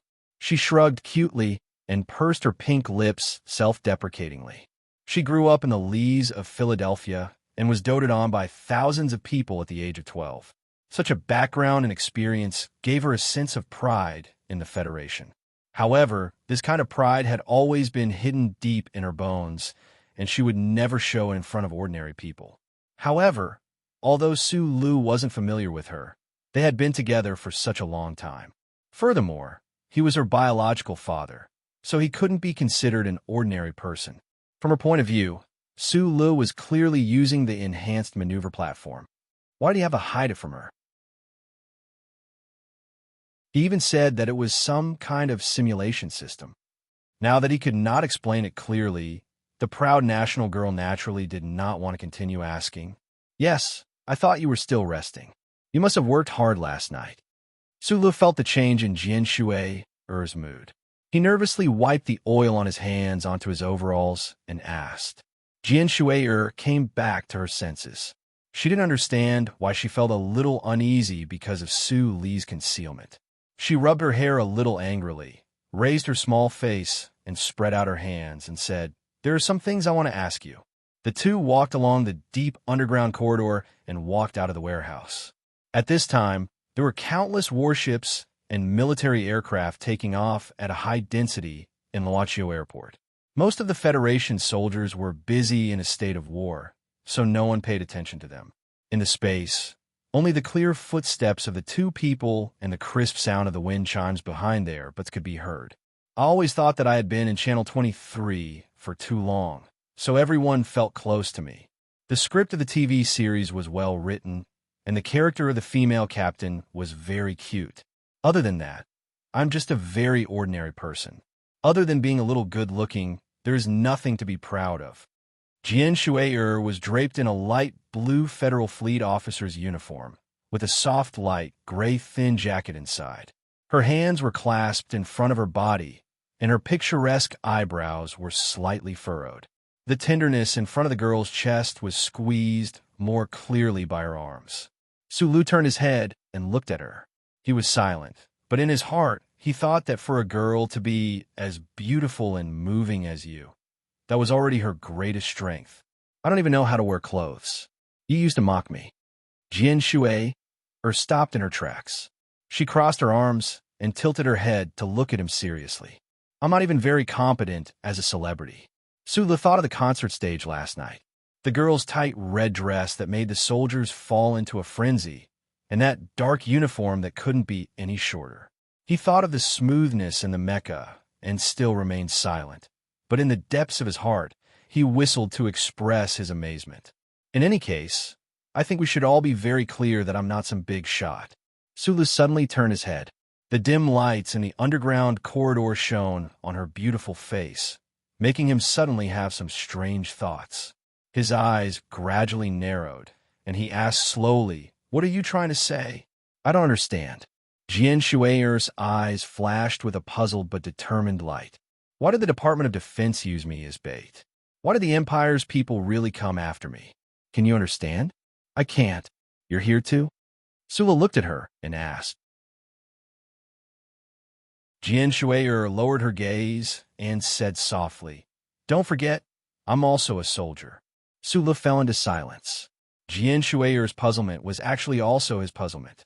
Last night, he had been continuously killing until the early morning. During this rare time of leisure, this puzzlement had already made him feel extremely strange. He knew that he was just an insignificant part of the vast battlefield, and he didn't have the ability to guess the grand scheme of the Federation's government and military. However, the fact that Jian Shui'er was Uncle's daughter, in the end, made him feel uneasy. He didn't know how the military god made the judgment, why the Empire's people launched such a fierce attack as if they had taken an aphrodisiac. Could it be that His Majesty the Emperor of the Empire gave a random order, and then the expeditionary army in the north used this matter to vent their anger? It was hard to explain. Probably only Marshal Li knows about this matter. Sula looked at Jian Shui'er and said with a serious expression. Jian Shui'er looked straight into his eyes and said, "If I ask the old man, do you think he will tell me?" Sula shook his head. She was silent for a moment and then suddenly asked, could it be related to that father of mine? Her father, her teacher, was a first-class wanted criminal of the Federation, the traitorous mechanic Euphone. In this war between the Federation and the Empire, it couldn't be ruled out that this background played a strange role. Just from the puzzlement in her heart, she was able to grasp certain things clearly like snow. It had to be said that the bloodline of the Lees of Philadelphia was indeed extraordinary. Hearing this judgment, Su Li's heart slightly tightened. After a moment of silence, he said, "I don't know, but I'll try my best to find out." The investigation of this matter was too difficult. According to his judgment, if it really was Jian Shui'er's background that made the military god Li Pifa draw up such an inconceivable plan, then this secret might not be known by anyone other than the military god himself. "Thank you." Jian Shui'er expressed her sincere gratitude. "You're welcome. This is what I should do." Su Li's answer was very formal, but if one carefully listened to every word, it revealed the complicated yet simple, distant yet close relationship between him and the national girl in front of him, from Donglin to the West Woods. "Did you see the news just now?" "I saw it. Those two planets are under the absolute control of the Imperial Expeditionary Force. The Federation's electronic surveillance network didn't leave behind a single bit. The Westwoods military is going to have a tough nut to crack this time. Those two planets are definitely more difficult than 5,460. Jian Shui'er explained to him. "It seems like Commander Zhong is personally commanding at the front line." Su Lu suddenly thought of something and looked at Jian Shui'er. He frowned and said, "Madman Li, he must be there too." Jian Shui'er's beautiful brows slightly furrowed as she replied softly. Originally, Su Lu thought that he was about to embark on a journey full of blood and smoke, so he didn't have time to rest. He was in a hurry to repair Little Black Flower's mecha, even ignoring the fact that Luochio Spaceport was severely lacking in standard MX mecha parts. However, after an entire day, the Federation's command center didn't give Su Lu any new tasks. They just let him rest in the spaceport. The second day, there were still no orders. They just let him rest. The third day was the same. On this planet, the flames of war were everywhere. Every second, there were people dying. There were bombs blasting through rock formations, sending up clouds of dust. Luochio Spaceport was also absolutely busy. Even the 6 mecha operators with red eyes didn't have time to record his repair process. They were all transferred to the front line. However, he and Jian Shui'er had nothing to do. They were just idling 24 hours a day waiting for death. This kind of feeling was a little strange. That night, after Su Lu conducted the third assembly test on Little Black Flower, he dragged his tired body back to his room. During the day, he had already contacted by Yulon and found out that Group 7 had followed the mobile battalion back to the base camp that night. They would probably have to wait at least until the current phase of the war ended before they could reach Luochio Spaceport by land. Unable to sleep in the middle of the night, Su Lu laid on his bed with his hands behind his head. He watched the Federation's news on the television in a daze. The Federation Army's attack on planet 5460 was going smoothly. The battle on the other two planets was as fierce as expected. With the West Woods Military District as the main force, plus the 13 divisions of the 1st and 2nd Military District, a total of 73 divisions were all deployed on the two planets. However, under the crazy firepower of the Imperial Expeditionary Force, the Federation had only managed to establish 7 bases on the surface, and they had paid a terrible price for it. The images broadcast through the news were all very heroic. It seems that the Westwoods Tigers have really encountered a tough nut to crack this time. Although Su Lu had never met the fierce man from the Zhong family because of his wife and little watermelon, and because the man had stood up for him, he had a very inexplicable sense of closeness to him. Naturally, he didn't want anything to happen to this commander. As for the crazy war machine Madman Li, he wasn't worried at all.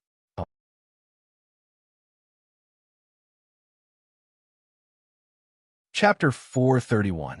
In the days of the war, there were brave Federation soldiers dying every second, and the three-star systems at the edge of the West Woods had long been engulfed in blood and fire.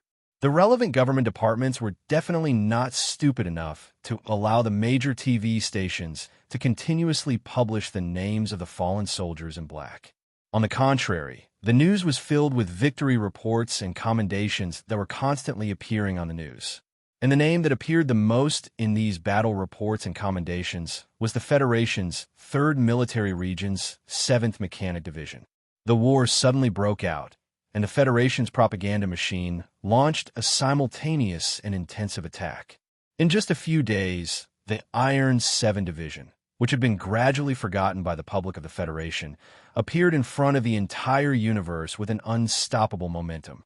It had to be admitted that the performance of the Iron 7 Division in this victorious battle was definitely worthy of the glory that they were enjoying at this moment. On planet 5460, the Imperial Expeditionary Force brazenly invaded the South, and the Federation's 3 lines of defense were on the verge of collapse.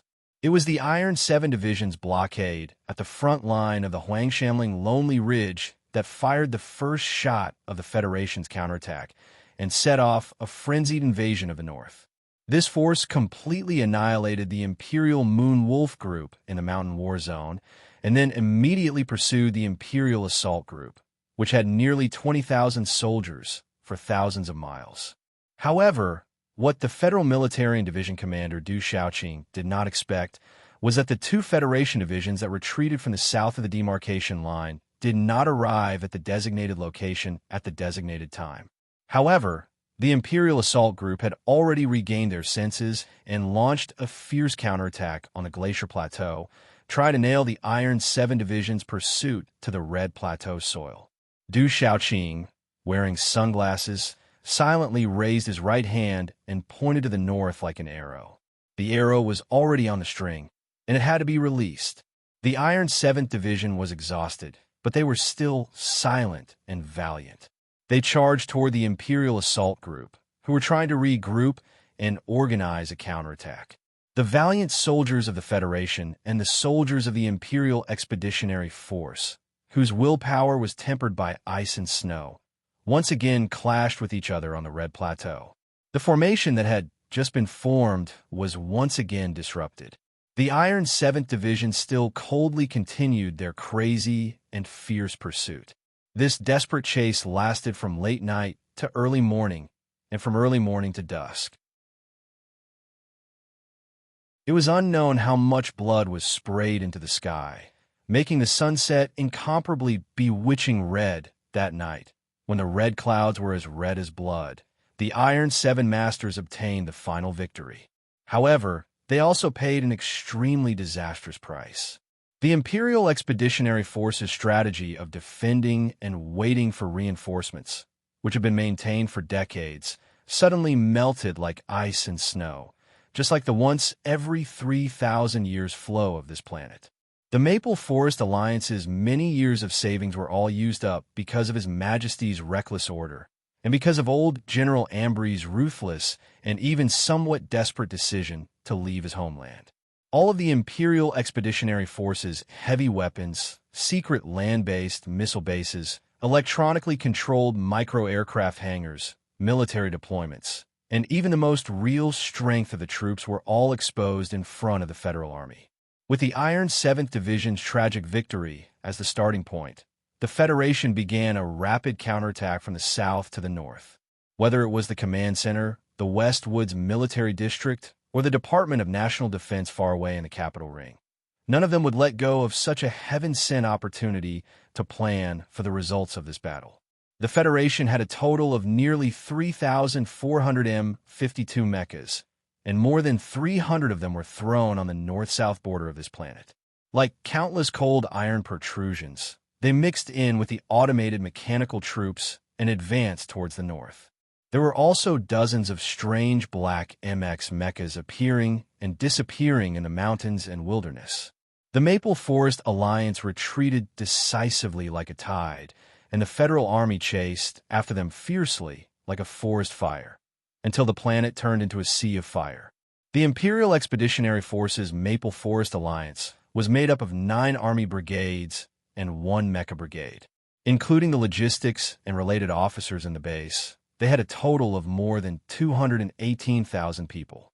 When they retreated to the safe zone of mid-range missiles in the northern hemisphere that was covered in ice and snow, they had already left behind more than 60,000 corpses on the ground in the south. The Maple Forest Alliance took 17 mecha clans from the Army brigades and took on the task of attacking on the front line.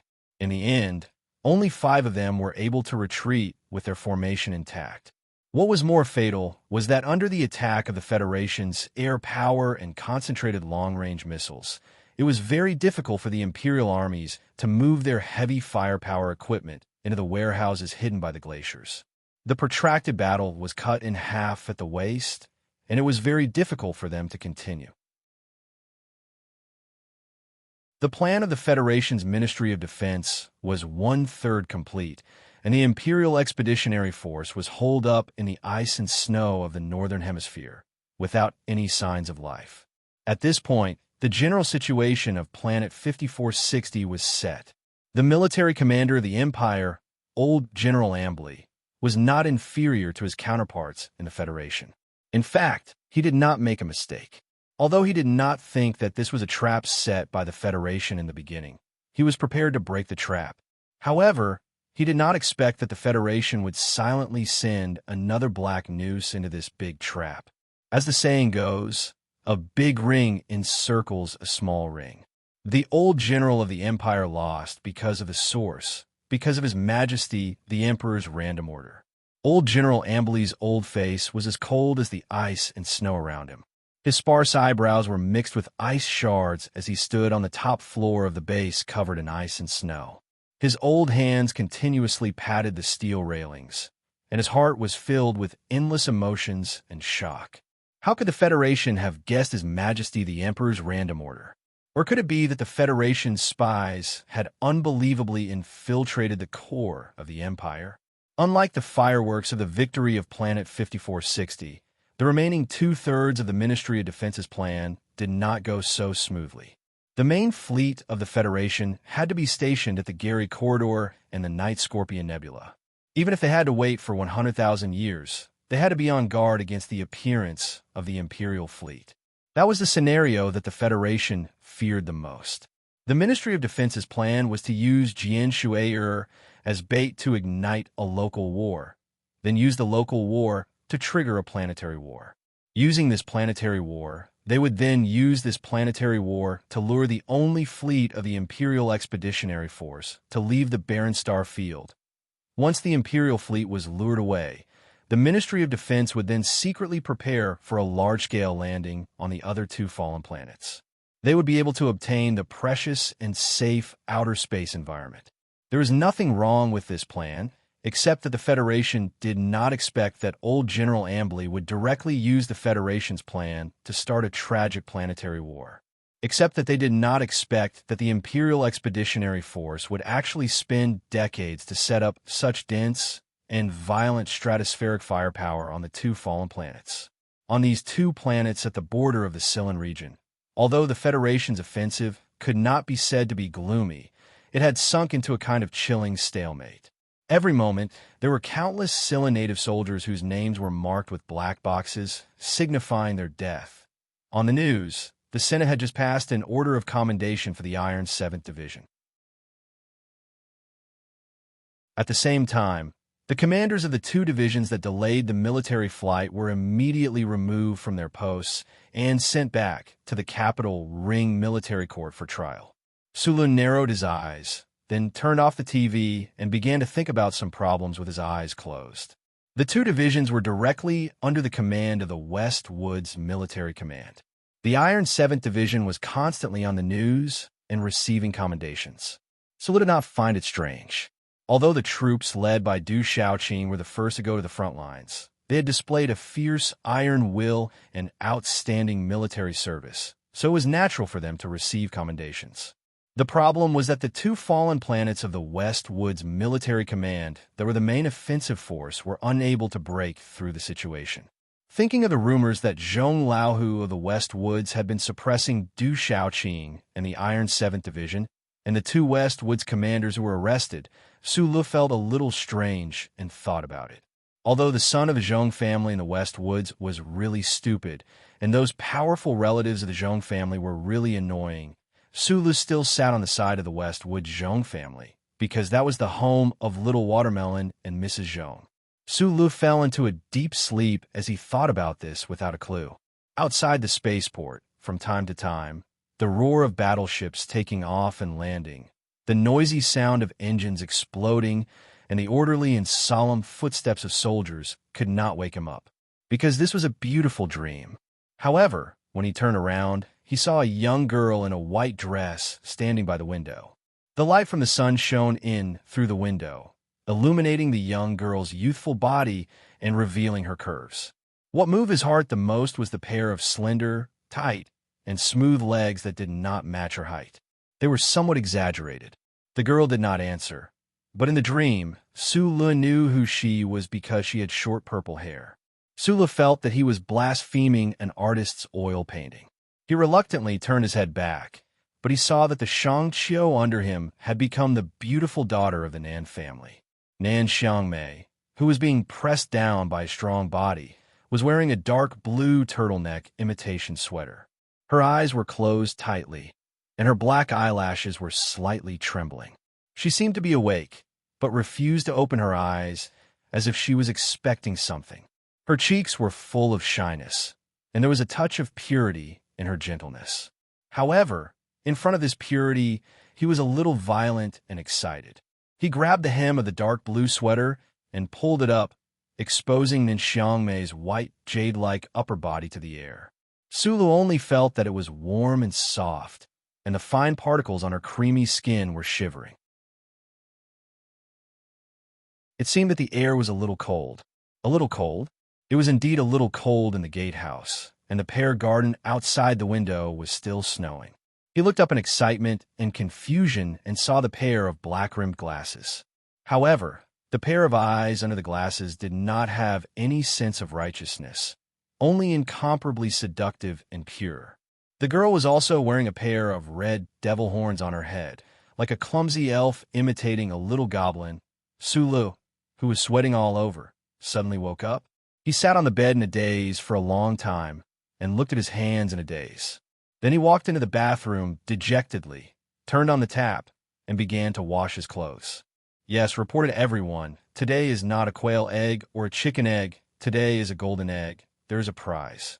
I have gotten the certificate with the leader. It is finally legal. Let's celebrate. At the beginning of the month, I told everyone that I have good news to report this month. This is it.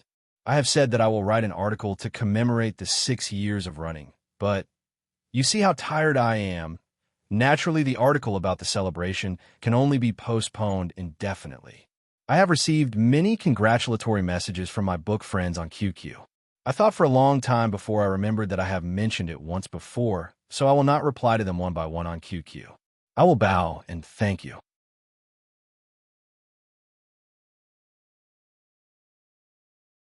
Chapter 432. Drying his wet underwear on the heater rack, he turned on the switch and let the cold water droplets fall from the sky. Sulu rubbed his skin hard until his back was red. He took a longer shower than usual. In the cold water, he raised his hands in front of his eyes in a daze. Looking at the white skin on his fingertips, he thought to himself that his hands should be used to operate a mecha. Although a mecha could indeed shoot down a plane, he didn't understand why he had this wet dream. Thinking about the romantic fantasy that flashed through his mind a few days ago, he couldn't help but be shocked at how much his moral standards had dropped while the level of testosterone in his body had increased too much. However, He completely didn't realize that in reality, the war and death on this planet itself was a supreme weapon that stimulated lust and shattered all spiritual rules. Holding the cold porcelain basin with both hands, he looked at the somewhat unfamiliar young face in the mirror. There was no steam in the bathroom, so there was no fog on the mirror. He didn't need to use his hands to wipe it away. But why did that face look so unfamiliar? The straight eyebrows were still resting peacefully above his eyes, like two unsheathed flying knives. The fine hair between his eyebrows hadn't been shaved for a long time. The two thick black lines seemed to connect together, but there was no sense of valiance. Matched with the pair of small eyes below, it made people feel that this face was very trustworthy. But it was still unfamiliar because that pair of eyes seemed too calm. Sula looked at himself in the mirror and thought about a few years ago, after he scared off that person on Dongleen's Clock Tower Street. He had also been silent and nervous in the bathroom mirror. That person was called Bao Longtao, right? How come he was almost forgetting his name? Sula found that after he escaped from Donglin, he had become more and more silent and calm. However, this silence and calm, to him, was somewhat similar to an undesirable aura. He didn't think this was his nature, and he didn't like this kind of outward change, so he stared at himself in the mirror in a daze. He didn't understand what the Federation's plan was. Jianshi said that the Westwoods military's main attack on the two fallen stars was very difficult, and that the days of the Zhong family's tiger were very difficult, but he didn't understand. He didn't understand the Empire's ferocious attacks and the resolute retreat, nor did he understand the Federation's meticulous and wondrous military arrangements, nor did he understand the art of war command. At the end of the day, he was just an insignificant character in the Grand Galactic War. He could only silently turn back to repair his mecha and then travel through the forest at high speed. This was his greatest reliance. However, he had already begun to kill his enemies. Those Imperial mecha that had exploded in front of him and behind him, those corpses that had died with their eyes wide open, their twisted bodies constantly stimulating his brain. When he was in Eastwood, he had no knowledge of the people of the Empire. It was only when he saw the black tombstones on the graveyard in Macklin that he had a direct understanding of the people of the Empire. Sula had killed a lot of people. When he was a child, blood dripped from the tip of the hydraulic pipe in the garbage dump, a gun barrel in the underground parking lot of Lynn High, and corpses were everywhere in the Foundation building. He was a good person, and good people could kill without blinking, let alone someone from the Empire. However, it was too easy for people to die on the battlefield. Life was too cheap here. In the middle of the night, Su Lu, who was hit hard by the atmosphere of war, felt a little lost in his youthful state. He walked out of his room and listened to the chaotic and nervous noises outside the spaceport. He silently lowered his head and walked towards the end of the quiet corridor. Little Black Flower's mecha was quietly waiting on the other end. In the cold, dangerous, and complicated web of war, no matter how strong an individual's strength was, they were just an insect that was stuck in the web. They could be swallowed up at any moment. There was no chance of survival. He had to repair his personal MX. That way, he would have an extra set of armor and a few more sharp knives. When he struggled in the web in the future, he would be able to make a bigger commotion. There was a military satellite phone in the quiet corridor. Sulu silently thought for a moment. He turned his head, picked up the phone terminal scanner, and placed it behind his neck to scan it. After passing the authorization, he pressed a string of numbers. It was sure Qinghai's phone call. The call was picked up very quickly. From this detail, Sulu knew that he had already arrived in the West Woods. His mood couldn't help but become heavier. "How's your job as a liaison officer?" Sulu leaned against the cold wall and smiled at his friend on the other end of the phone. "The overall situation here is not a problem, but there are still some dangers. But the Department of Defense hasn't sent any orders, so I'm just waiting for death in the spaceport." Sure, Qinghai's bright and charming laughter came from the other end of the phone. Su Lu smiled and began to talk about his feelings when he was on a battlefield for the first time. His tone was slightly heavy and worried. The war between the Federation and the Imperium was like a fight between two rock giants. Every heavy punch might not hurt the other party, but the falling pieces of rocks would definitely kill the other party. After a short pause, Su Lu thought of the dream he had. His cheeks were slightly hot as he talked about it. Then he nervously asked in a hoarse voice, "Should I be in a relationship? But how can I like 4 people at the same time?" Sure Qinghai on the other end of the phone suddenly asked, "Have you been stimulated by a woman recently?" Su Lu shook his head. Strangely, Sure Qinghai on the other side of the planet seemed to have seen his movement. He said in a slightly mocking tone, "Although I'm busy now, I still watch the news. The scandal between you and that national girl is so big. Although you're wearing a pair of Toad sunglasses, do you think you can hide it from my lightning-like eyes?" Sulu was silent. Sure Qinghai on the other end of the phone was silent for a while. Then he said seriously, "I think you should find a woman." Sulu replied, "Don't they mean the same thing? Falling in love doesn't mean that you can sleep with her, but you might have to get married. You definitely won't get married, but you definitely have to sleep with her." Sure Qinghai said sarcastically, "These are 2 very different things." "You mean venting?" Sulu held the phone and lowered his voice. "Is this really that interesting? If it's not interesting, then why are you dreaming? I'm just asking. Why are you so angry?" Sulu was a little annoyed. He looked at the remaining time on the phone and suddenly said seriously, "You have to take care of yourself." The anti-government forces in Green Dragon Mountain were officially part of the government forces. They came to the front line of the West Woods to fight. Presumably, these soldiers would join the battlefield after some time. Su Lu was very clear that there would be a lot of dangerous and complicated compromises and exploitation. Sure Qinghai's role as a liaison officer was very dangerous. Sure Qinghai, on the other end of the phone, was silent for a while. Then he said, "You also take care of yourself. Overly high-profile morality can only cultivate hypocrites. In my opinion, although our young leader has never put the word morality on his lips, he has always put above his head, and he can't wait for everyone to see. Is this a big lie that looks real, or is it real gold and silver?" The flames of war had spread to the glacier forest in the Northern Hemisphere. The long-range firepower of the Imperial Expeditionary Force was suppressed to the brink of collapse. This road that passed by the front line of the Huangshanling Lonely Ridge returned to silence. At this moment, a motorcade composed of dozens of military and civilian vehicles slowly drove over. The roaring sound of the engines broke the silence. In the back of a military vehicle, these extremely sarcastic words were even more harsh than the sound of the engines. Bai Yulan lowered her head and dozed off. She couldn't stop Lan Xiaolong from nagging. Her delicate eyebrows couldn't help but furrow. Lan Xiaolong was smoking a cigarette.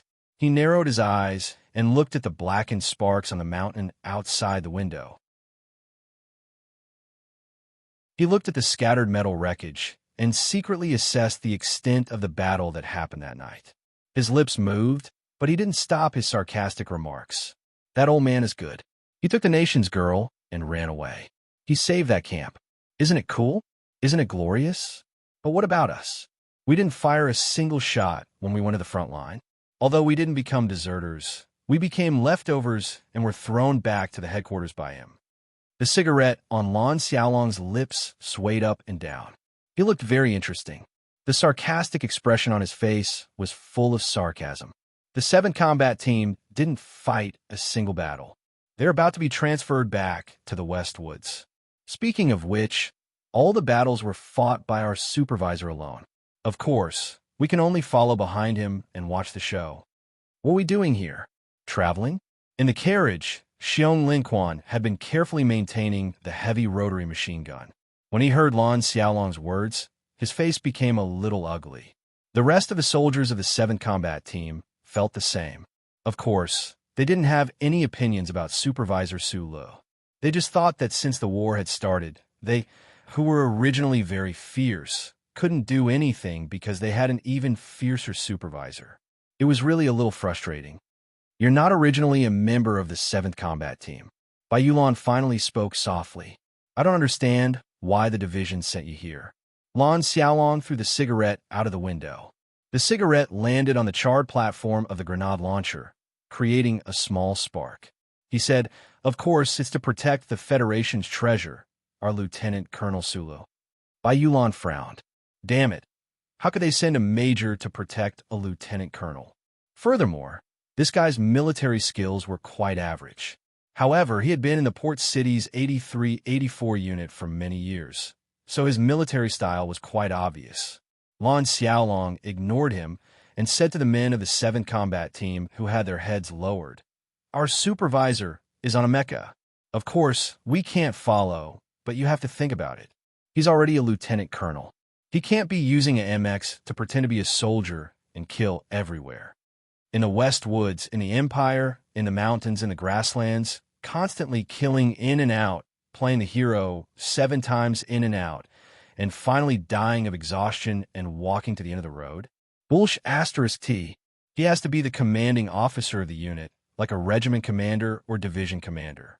However, we all know that although that guy has been studying commanding teaching materials every day for the past few months, when it comes to commanding, he doesn't have much of a future. He's a few thousand streets behind someone like Du Shaoqing. When the time comes, what do you think we can do for him?"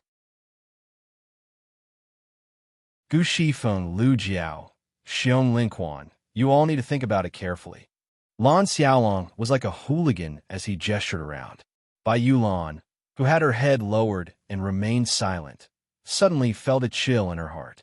She thought about how the Department of Defense had directly transferred this guy from the 17th Armored Division to her team. She thought about how her 7th Combat Team couldn't get rid of the background of the 17th Armored Division. Bai Yulan gradually understood what was going on. Her eyes, which were separated by thin strands of hair, suddenly shone brightly.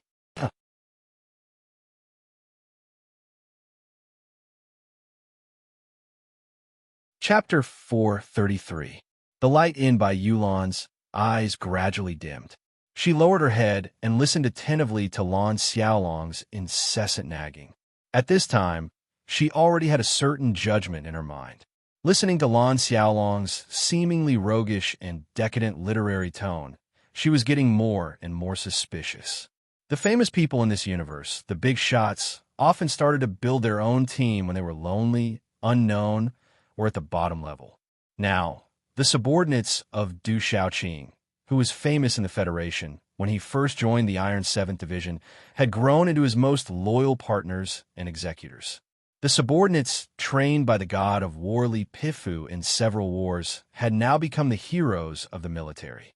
Even President Pabre, who was deeply respected by everyone, was now an officer in the Secretary's office. In this year, the Federation government, the Lees of Philadelphia, and Minister Zhou of the Department of National Defense re-established the 7th Combat Team and sent this amazing team to the training base. Without a doubt, they were trying to let Su Lu have a team that belonged exclusively to him. However, what made Bai Yulan feel slightly sad was that Su Lu didn't seem to have much interest in building a team and expanding his influence in the future. Although the core members of the 7th Combat Team had already recognized the young lieutenant colonel's ability and temperament after the graduation day military drill, and these few months of interaction, he didn't have the self-awareness to become a leader himself. On the contrary, it was this strange Major Lan Xiaolong who had been supporting Su Lu for the past few months. He inspired the self-awareness of the members of the 7th Combat Team on behalf of the young lieutenant colonel, who was like a rock. He subtly influenced this team to be under Su Li's influence. A faint smile appeared on Bai Yulan's face. She took out a cigarette from her jacket pocket and stuffed it into her slightly dry lips. She took a deep breath with great enjoyment. Boss might be the commander of the 17th Division in the future, but what would he be in the future even further? A new marshal?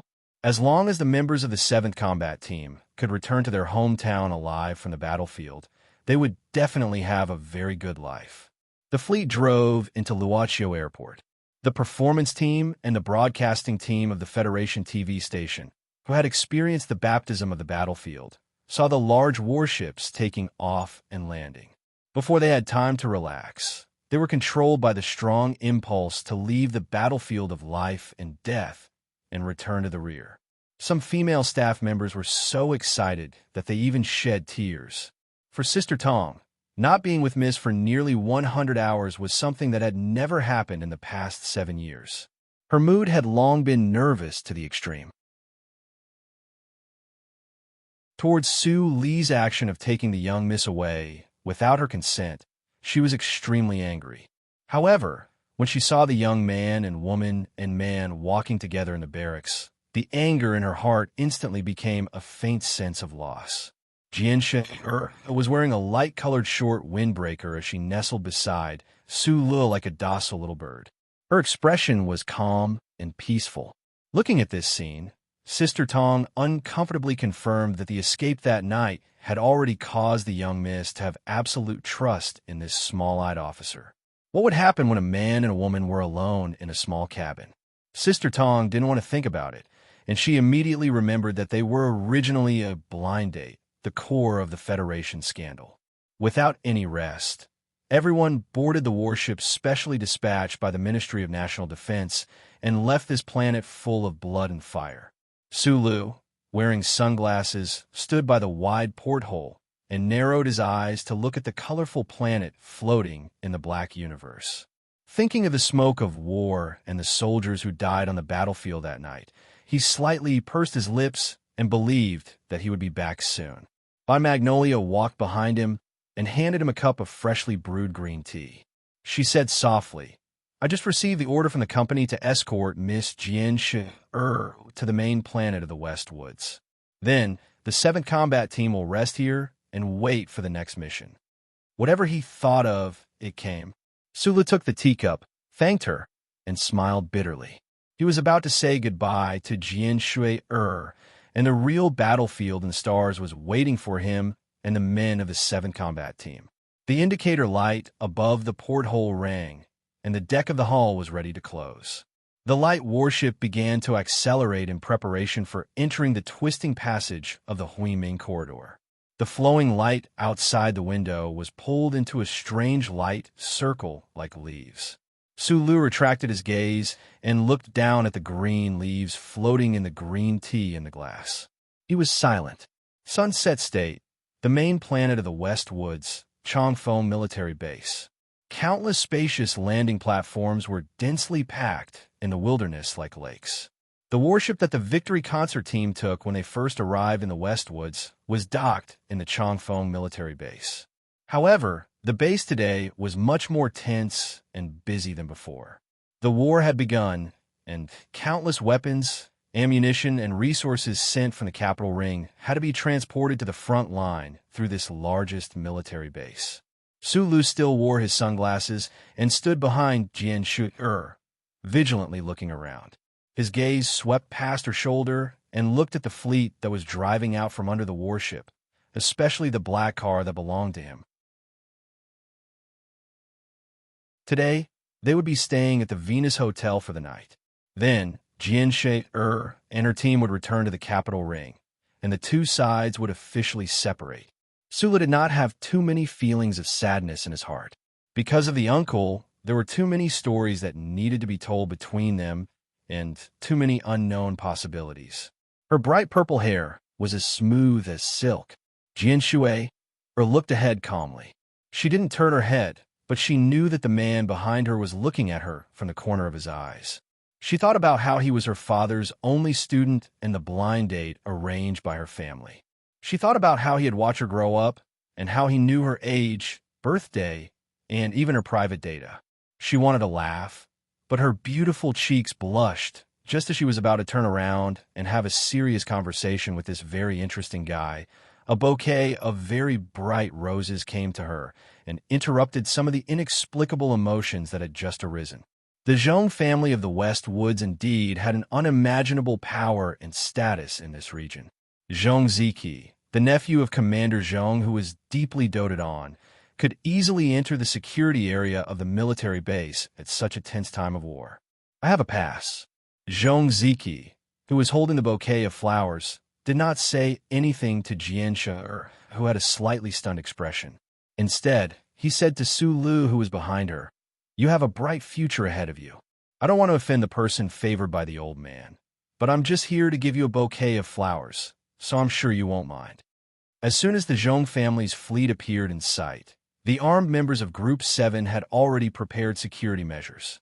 However, Su did not say anything, so everyone remained calm.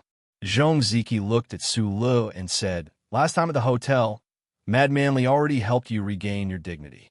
This time, I've decided not to give you any chance to slap my face." These words were said very sincerely.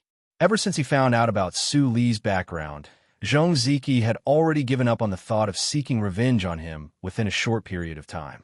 However, when he saw the rumors about Su Lu and Jianshe spreading like wildfire on the news, he felt as if his heart had been stabbed 300 times with a knife and 2 jars of sea salt had been needed. It was so unbearable that he couldn't say it out loud. Therefore, he came with sincerity and grace today. "I want to compete with you fairly." Zhong Ziki smiled. His face could be considered handsome, but because of his slightly wrinkled nose, he looked a little repulsive. He only knew that Su Lu was a person he could not afford to offend, but he did not know Jianshui's background. He said gently and politely, "Miss Jianshui, please accept my flowers, and please don't misunderstand that I am harassing you. You must know that Master Schiller once said, 'I love you. What does it have to do with you?'"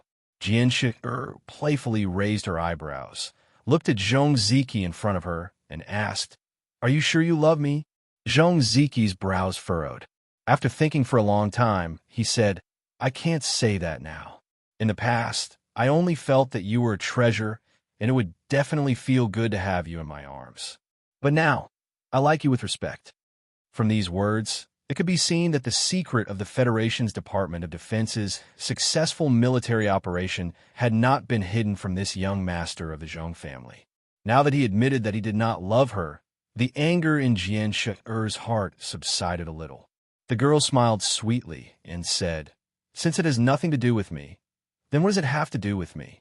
At this time, the black car silently slid to the side of the group. Lan Xiaolong pushed open the driver's door and walked behind Su Lu. With a trace of mischief, he said softly, "Lieutenant Colonel Su Lu, I've always thought that you should learn how to be jealous and act like a spoiled brat." Seeing that he did not respond, Lan Xiaolong shrugged and said to Bai Yulan and the others behind him, "If he doesn't know how to do it, then you should help him." Bai Yulan lowered her head, thinking to herself, "We're soldiers, not henchmen who are going to kidnap innocent women for the young master." At this time, Jianshu very seriously said to Zhong Ziki, "I allow you to secretly like me from afar, as long as you don't let me know." These words were said very calmly and indifferently, but there was a very subtle and very sharp mockery in them.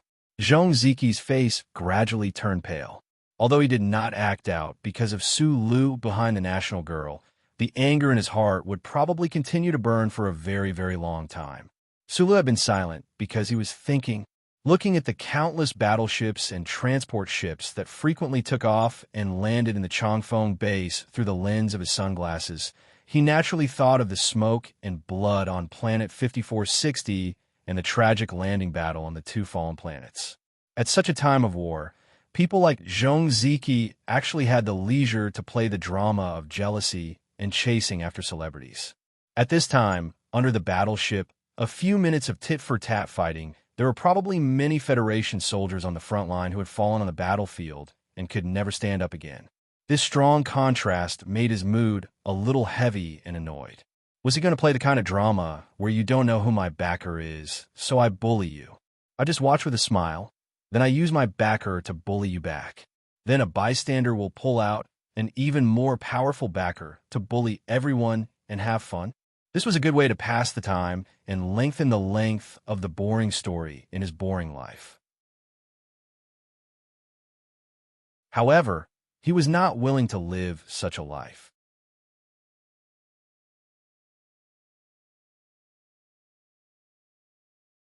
Chapter 434.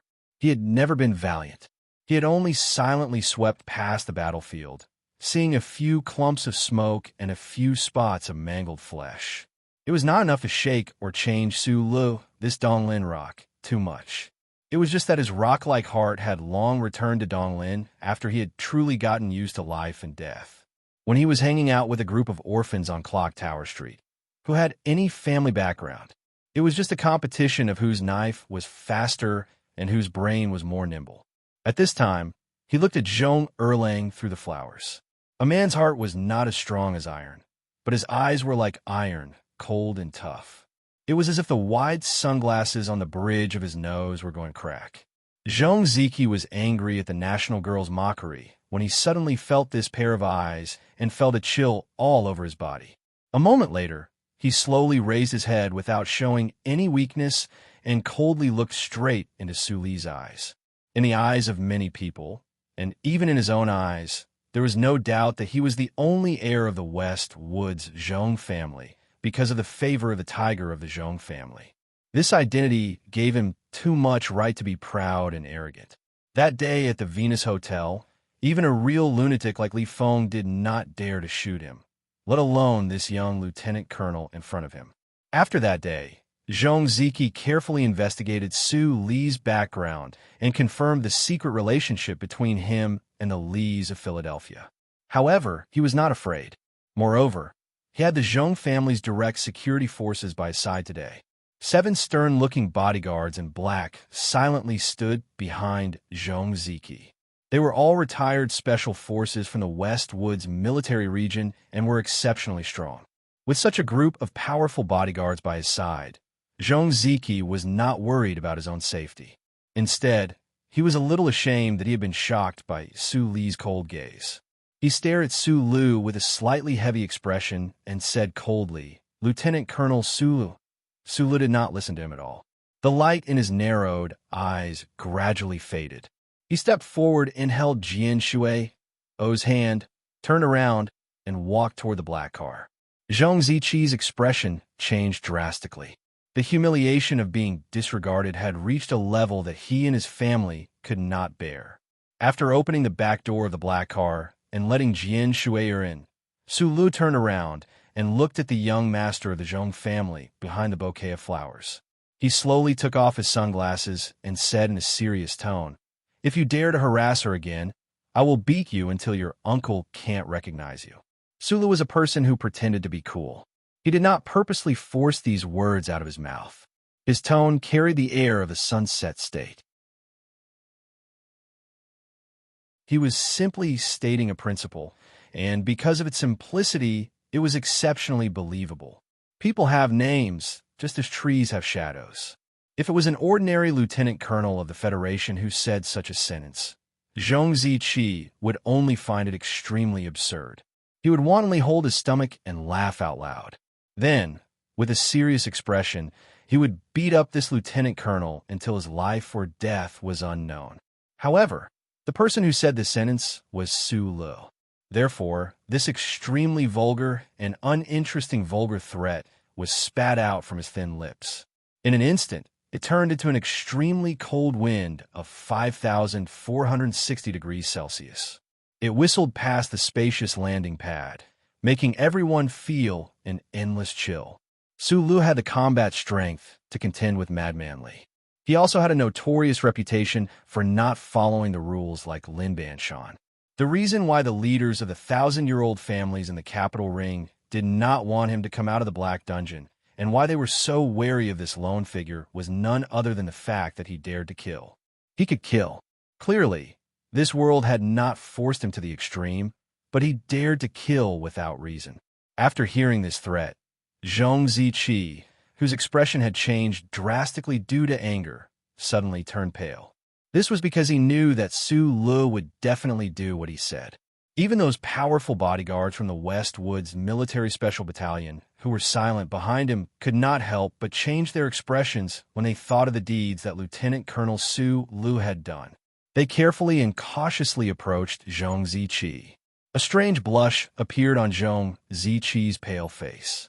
He stared at Su Lu beside the black car and said, "Good, good, good, but I have to remind you of one thing. This is the Westwoods. This is not a world where you can make a living with your fists. I've already given you enough face," he said in a deep voice. "Since you're not willing to give me back my face, then I will also put my words here. As long as she is still in the Westwoods, I will pursue her. If you think this is harassment, you can come and beat me." When he said this, Zhong Ziqi did not back down. He took 2 steps toward the black car and said mockingly, "In fact, I am going to continue to harass you. I want to know how you will beat me." The black-clothed bodyguard behind him also walked up, vigilantly watching the combatants of Group 7 around them. A few of them had already reached their hands into their black suits. Their movements were very natural and relaxed, as if they were reaching for a cigarette. Everyone present knew that these people were definitely not touching cigarettes, but sharp killing weapons. However, they did not deliberately hide it. They just did it expressionlessly. A strong enough deterrent force gushed out from the simple action of reaching into their clothes. The Federation strictly controlled firearms. Except for local tyrants or warlords like the Zhong family in the Westwoods, who would dare to openly use guns in the military base. Everyone in Group 7 had a solemn expression. They stared at these experienced professional soldiers and silently waited for the follow-up development. Zhong Ziqi's confidence was based on this. Although he was angry, it was impossible for him to openly mobilize 2 battalions to kill Su Lu on the spot. However, the fierce character that grew up in a military compound made him have the impulse to pull out a gun in front of Su Lu. He looked at Su Lu coldly. His expression seemed to say, "Come and beat me. Come and beat me." It was not Su Li's fist that came, but a delicate military knife. A delicate hand gently held the streamlined knife handle made of black, fragrant wood, as if it was holding a flower. Suddenly, it cut the air of Chongfeng Base, which was full of the sound of wind, and brought a more shrill wind sound. With a sound, the blade flashed and cut the flower petals in front of Zhong Ziqi. Then the blade twisted and gently rested on his throat like lightning. What a fast blade! The faces of the bodyguards of the Zhong family in the West Woods changed dramatically. They pulled out their pistols with a jaw-dropping speed and aimed at the person holding the knife. However, they did not pull the trigger because the delicate knife had been quietly placed on the artery of Zhong Ziqi's neck, and it did not tremble at all. The blade was very stable, and not trembling at all was actually scarier than not trembling at all. The chopped red flower petals rustled and fell down. The sound of guns being loaded rang out all around them. The clear sound was mixed with endless solemnity. The men of Group 7 had already raised the Qian light machine guns in their hands and coldly surrounded the bodyguards of the Zhong family. The barrels of the guns were pitch black, revealing a chilling, killing intent. What was more terrifying was the buzzing sound.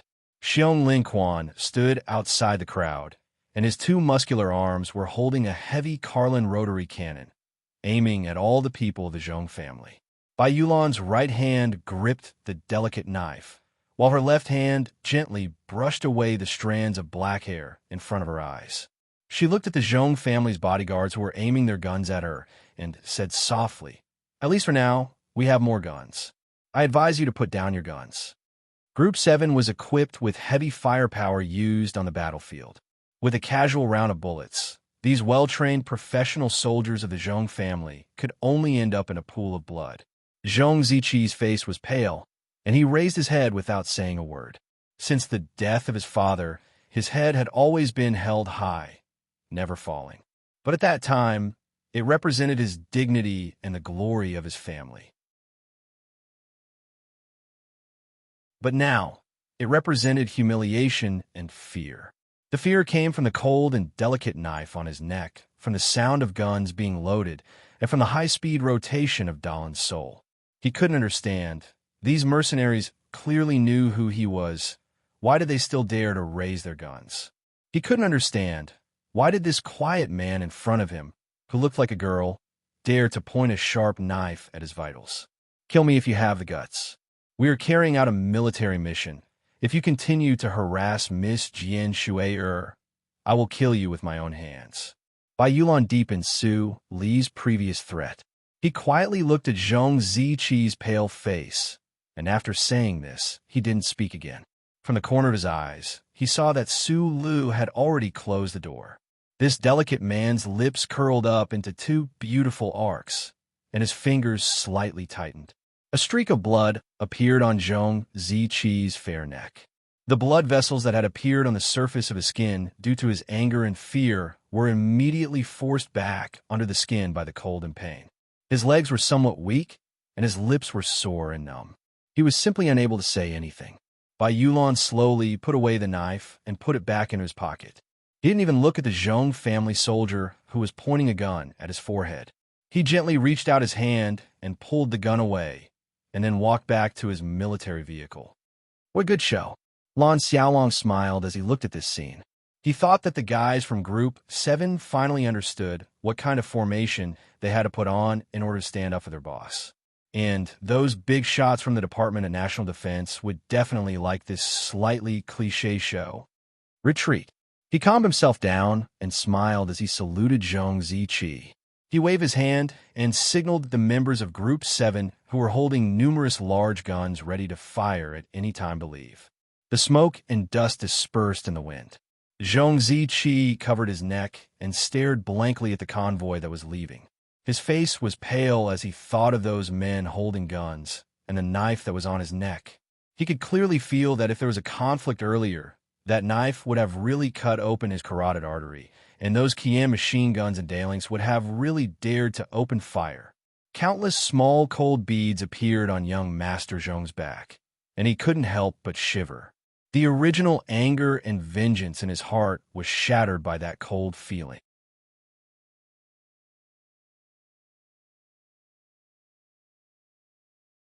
Chapter 435. In the luxurious suite on the top floor of the Golden Star Hotel, a few minutes after the sparse, splashing sound disappeared, Jian Shi tied her wet hair behind her neck. Wearing a pink and white bathrobe, she lowered her head and wiped the water droplets as she walked out.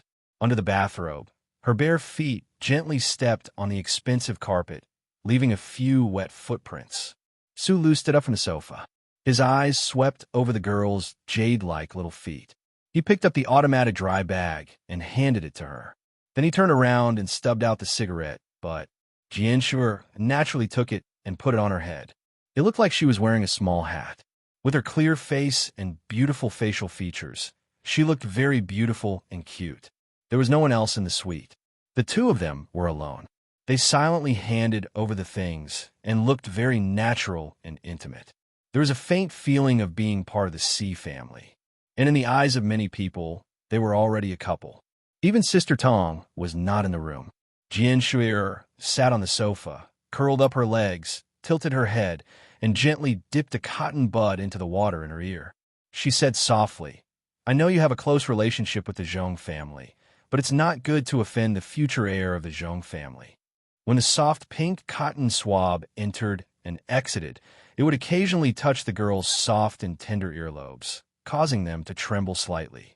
Sula narrowed his eyes as he watched, and many inexplicable emotions welled up in his heart.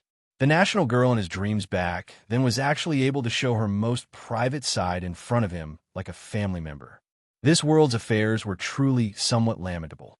Listening to Jian Shue'er's slightly worried words, he smiled and did not explain anything.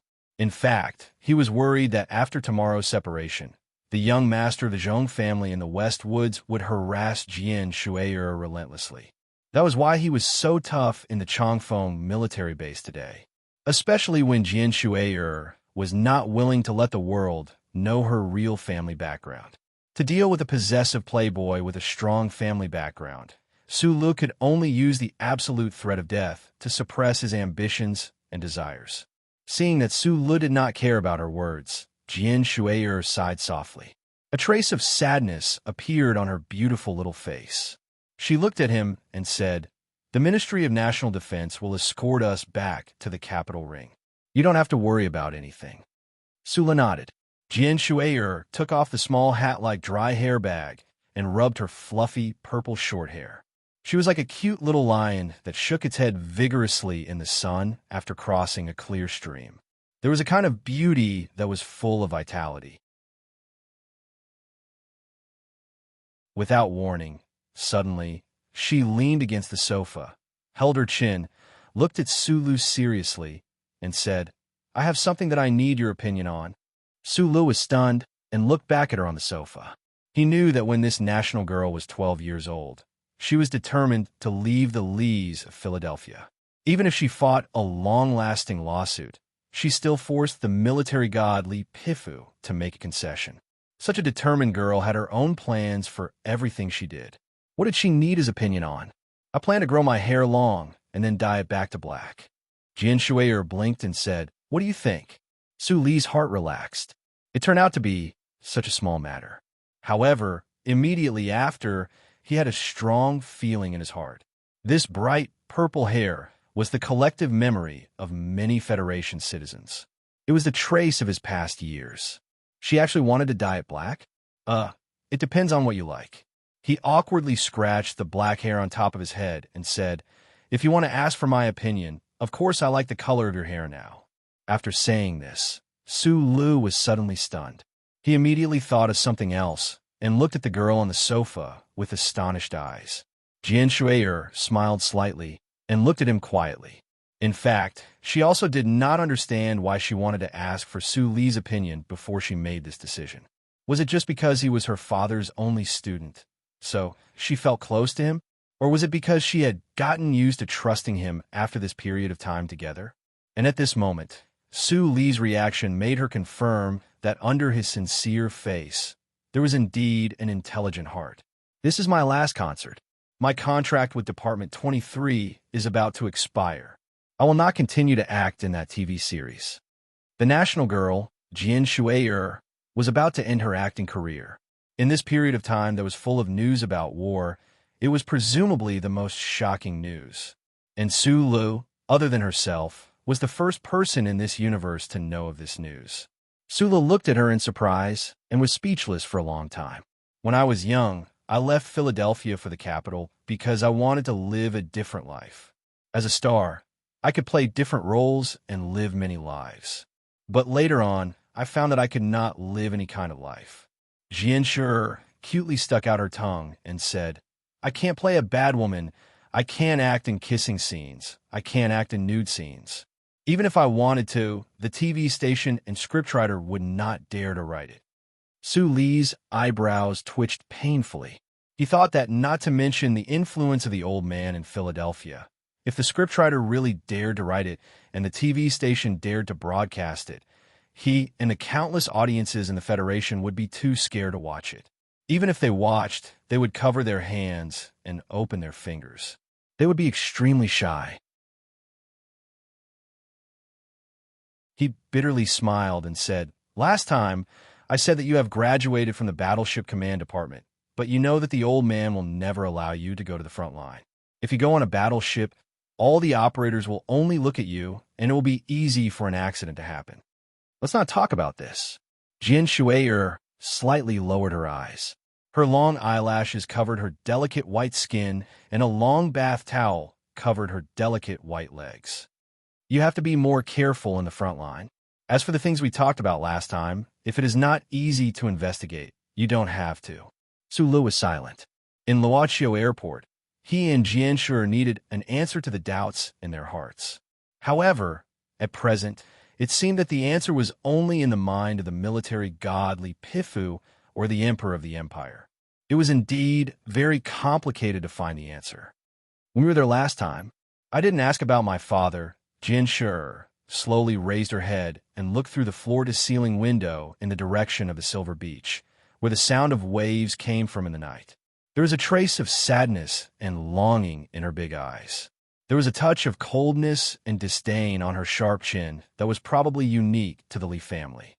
However, after a while, this sadness and longing merged together and turned into some kind of determination. She looked back at Su Lu with squinted eyes. She was not cute, but persistent. She said seriously, "I really want to know the real story of my father. I really want to know why he became a traitor. Do you want to know? I want to know more than anyone else." Su Li's eyes also narrowed. "Don't worry. If one day I know these things, I will immediately inform you, as long as I'm still alive." The next day, the entire Victory Concert team came to the Chongfeng military base again. Although the fierce battle of the front line was now in full swing and the Army's mission was very heavy, the federal military was very clear about the importance of this national girl and this concert in this victory military operation, so they specially held a small farewell ceremony. Because of the news incident last time, Su Lu did not stand next to Jian Shui'er. Instead, he quietly hid in the crowd. He looked at the beautiful figure of Jian Shui'er bathed in the flash in front of him and the submissive by Magnolia behind her. His heart moved slightly. He hoped that the young master of the Zhong family would behave for a few days under his threat and by Magnolia's sharp knife. Military reporters had sharper eyes and deeper information channels than ordinary journalists. The war that broke out in 5460 seemed to have some hidden relationship with Jian Shui'er. They absolutely did not believe that the federal military's victory military operation and this victory concert only had the same name. Countless loud questions sounded on the base landing platform. Flashes lit up from time to time. However, under the control of the West Woods military publicity department officers, no one dared to ask too many questions. Therefore, Jian Shui'er could use her signature invincible girl smile to silently block these questions. A natural star, if not a star, what else can you do? In the crowd, Su Lu silently looked at the lively scene. On one hand, he thought about the girl's trustworthy announcement last night. On the other hand, he was secretly glad that no reporters discovered his existence. The light battleship on the landing platform had already completed the preparation for takeoff.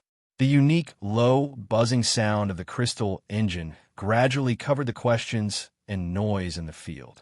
At this moment, Jian Shui'er, who was surrounded by the crowd, suddenly flashed an inexplicable smile on her face. She was beautiful and lively with playfulness, which attracted the attention of many reporters. In the shocked eyes of the crowd, the national girl turned around and walked into the crowd. The crowd naturally separated to form a passage. Wearing a light-colored windbreaker, she walked to the front of Su Lu and gently hugged his stiff body. She gently pressed her face against his chest and said with a smile and a voice that only the two of them could hear, "Don't forget that we are on a blind date. I have to explain to the Feiqing family." The reporters and the crowd looked at this scene in disbelief. In an instant, someone reacted and shouted, "It's Lieutenant Colonel Su Lu." So he was hiding here. Su Lu lowered his head and quickly took out a pair of sunglasses and put them on his face. However, in the next moment, countless flashes lit up around him. It was like countless suns trying to evaporate every drop of water in his body that was as stiff as a rock at this time. Jian Shui'er smiled and hugged him. She leaned on him and said softly, "Bear with it. The next time we meet again, maybe I will already be a reporter." Su Lu was stunned. He looked down at the beautiful face of the girl in his arms and couldn't speak. "Help me take care of Li Feng on the front line." Jian Shui'er stood up straight and gently held his hand. She looked at him and said seriously, "My nephew is very pitiful." At this time, Su Lu could no longer hear the questions of the reporters around him. There was no flash in his eyes, only the beautiful face in front of him. His face was extremely stiff and was even about to twitch.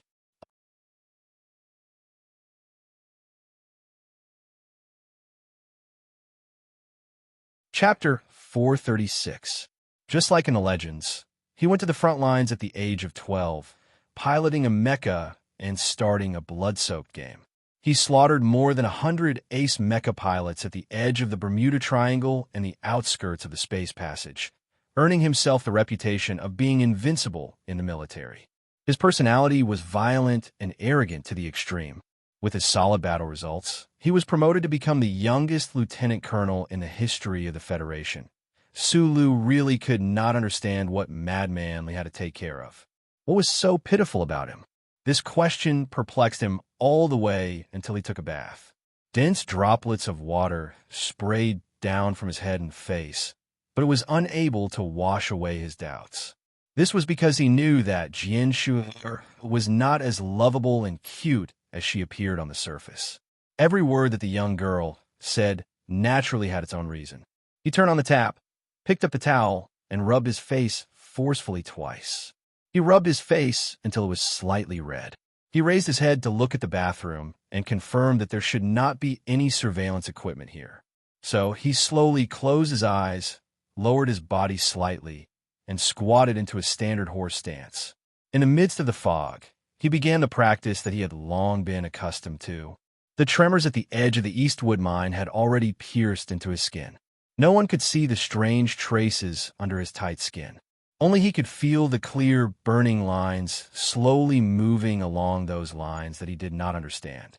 They squeezed out energy from the friction between every pair of muscle fibers and even every cell wall, gradually spreading to every part of his body. In the hot fog, Sulu closed his eyes tightly and took a deep breath. He used his biological clock to confirm that the time for the horse stance was up. His right foot left the ground and placed behind his left knee like a sheathed sword. At the same time, his two hands left his body and spread to the sides, forming a W-like shape. The center of gravity of his entire body was placed on his left foot. However, his movements were so natural and casual. The muscle lines under his skin were faintly discernible, hard and elastic. After maintaining this posture for 5 minutes, he changed his posture. He put his head down, his right hand on the wet ground, his left knee slightly bent, his left hand bent behind his back to support his waist. At the same time, he lifted his right foot back, and his entire body became a straight line. This posture looked very normal, but to maintain it for a long time was exceptionally difficult. After another 5 minutes, Sulu began to change his posture again. Sulu completed the 10 postures that he had learned when he was a teenager one by one, without a second of delay. Every movement was done to the extreme according to the uncle's requirements. The muscles and meridians in his body were twisted to the limit that the human body could bear. Back then, it was a huge problem for him to complete these 10 strange postures beside the mine. However, after so many years, these postures had become a part of his body's instinct, and they were exceptionally smooth and natural to him. After completing the 10 postures, he lightly exhaled a mouthful of foul air, and besides feeling slightly sore and numb from head to toe, he felt a wisp of refreshing and natural feeling. Sulu looked at his blurry face in the mirror and scratched his head. Suddenly, a trace of worry appeared on his thick black eyebrows.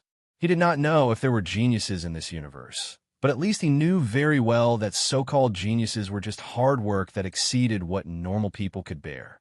Since he was very young, as long as time allowed, he had never stopped practicing these 10 postures. Being able to have the personal strength that shocked the 7 great families, being able to use the simulation system to control a military mecha and kill everywhere, was actually all due to his silent and determined daily training. However, this time, the battle on planet 5460, the weakness and hunger in his body at the end of the battle reminded Sulu of the many times he had risked his life to kill. He found that his ability had a very difficult flaw to solve. That was, every time he relied on the strange power in his body to split mountains and cut seas, his strength would drain very quickly. As a result, he would only shine for a moment before finally falling into a predicament where he could not continue. This was not difficult to explain. As a mechanical engineer who believed in scientific principles, although Sulu could not explain those mysterious abilities that the uncle had taught him, he could easily explain this phenomenon. Energy was always balanced. In an extremely short period of time, he had exploded with an extremely large amount of strength, or rather energy, then his body would definitely quickly fall into a weakened state. In normal life, jealousy, fighting, causing trouble, and killing people was not a big problem. At most, he would just roll up his sleeves or take off his clothes to have a good time, and then ignore it afterwards. However, now that he was on the front lines of the West Woods, facing those cruel and terrifying Imperial soldiers, this problem was a bit of a headache. He could not just insta-kill several mecha on the battlefield and then wait to be beaten to death, or wait awkwardly for his subordinates or allies to come to his rescue. How could he solve this problem? Sulu narrowed his eyes and stared at his slightly pale self in the mirror, unable to find any answers. Perhaps he could go and ask that old master, or perhaps Li Feng, and perhaps he could find the root of the uncle's strange ability. However, the old master was too high up in the hierarchy, and Madman Li did not have a good impression of himself. The hot fog in the bathroom was gradually sucked in from the ceiling, and the air returned to normal. Sulu turned on the cold water and slowly rubbed his face. He calmed his heart and forcibly suppressed this hidden danger in the deepest part of his heart. After a moment of silence, like a psychic, he opened his mouth slightly and silently said to the depths of his brain, "Old thing, help me keep an eye on Zhong Ziqi's movements." The battle was in full swing. The Federal Central Computer was responsible for the specific calculation and suggestion process of the front lines. Because he was afraid of disturbing the Central Computer's intense work, he had not taken the initiative to contact that great being for a long time. However, this time, he had to make an exception. A string of pure white characters flashed across his left eye. Sulu held the sync with both hands and lowered his head in silence. As long as the old thing kept an eye on Zhong Erlang's movements, he believed that he would not have the opportunity to disturb Jianshui. Walking out of the bathroom, Bai Yulan, who had been waiting outside the door, handed him a soft cotton towel. Sulu rubbed his wet hair hard and asked, "The Department of Defense still hasn't planned to come?" They had been in the Venus Hotel for 2 days, and the surrounding reporters had already retreated out of boredom. However, the Department of Defense had not issued any new orders to this wonderful team. Bai Yulan shook her head and walked to the window to make a cup of tea. Group 7, along with Su Lu and Secretary Bai, a total of 20 combatants, were very clear that they had to stay in the West Woods to carry out the special orders of the Department of Defense. However, this order had not arrived for a day, and they had no confidence in their hearts. Sulu took the teacup and said thank you. Bai Yulan looked at him and suddenly said, "The person in the villa in Xiaoming Mountain is the young master of the Li family." Sulu had just sat down on the sofa and was silent for a moment when he heard this. Li Xiaozhu, the heir of the Li family, was pursuing Jianshui. Of course, this was a top secret to the general public. However, Group 7 had been responsible for protecting Jianshui for so long, so they were very clear about this matter. The question was, what did this have to do with him? Bai Yulan leaned against the window, lowered her head, and whispered softly, "There probably won't be any problems between you and Zhang Xiaoming, but what about Minister Zhou's daughter? I don't know the truth, but if someone wants to do something, maybe this will be a problem." Su Li's thick eyebrows rose. He understood what Bai Yulan was trying to remind him of. Most likely, in everyone's eyes, the nation's maiden had already cast her heart on him. Although he knew that was not the truth, he could not stop those who cared about him from caring. He didn't know what to say or how to handle the situation. He didn't even know what kind of joke Zhou Yu's extremely beautiful wife would play with the reporters after being bored in the snowstorm in Linhai province. He didn't even know what kind of joke Zhou Yu's extremely beautiful wife would play with the reporters to mock the existence of the nation's maiden. So he put down his teacup and stood up. He told Bai Yulan honestly, "I'm going to repair the Mecca." Bai Yulan was stunned, but then obediently took out the black workbench box and followed behind him, walking towards the heavily guarded underground warehouse of the hotel. After an entire night, the iris mark has been confirmed. Bai Yulan rubbed her sore eyes, looked at the miniature screen in her hand, and nodded. Then she raised her head to look at the tall black MX mecha by the wall, and said softly.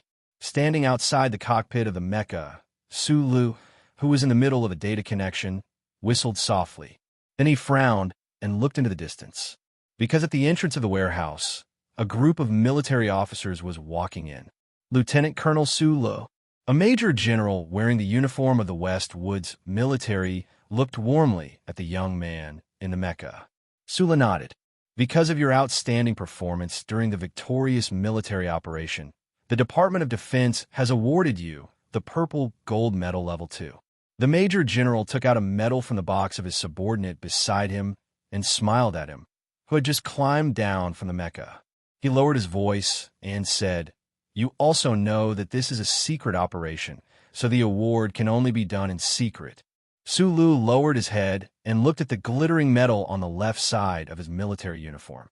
He silently thought that he had already received a Purple Star Medal, the highest grade Purple Dawn Medal, and now he had received a Purple Gold Medal. However, besides the lowest gray-purple star, it seemed that the rest of the medals could only be left at home to admire. This situation was a little unpleasant.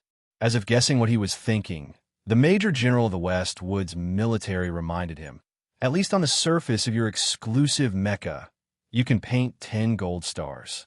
Destroying an Empire mecha was equivalent to painting a gold star. This was the greatest glory of the Federation's mecha warriors. Sulu was slightly stunned, and then he realized that his battle record on 5460 had already been confirmed by the Department of Defense. Before he could say anything, Bai Yulan, who was standing at the foot of the mecha behind him, had already thrown away the cigarette in her mouth. She smiled and raised the blowtorch in her hand and began to carefully and attentively paint the gold stars one by one. Perhaps at the same time, on the front line of the faraway West Woods, on the fallen administrative planet filled with black fog and sky, full of anti-aircraft artillery fire, between the mournful forest and the wild wilderness, on the rocky mountain in front of the largest landing base built by the Federal Army, the latest model of the Federation's Black MX was slowly retracting its blood-stained alloy chain knife. The base had just repelled a wave of the Empire's ferocious assault, and countless soldiers were staring at the Black MX with fervent and worshipful gazes. This was because in the previous battle, this MX had ruthlessly and incomparably destroyed 11 Empire's mechs. You're tuning into the Warrior Lore YouTube channel. Don't forget to subscribe and join us on this journey to catch the most captivating stories.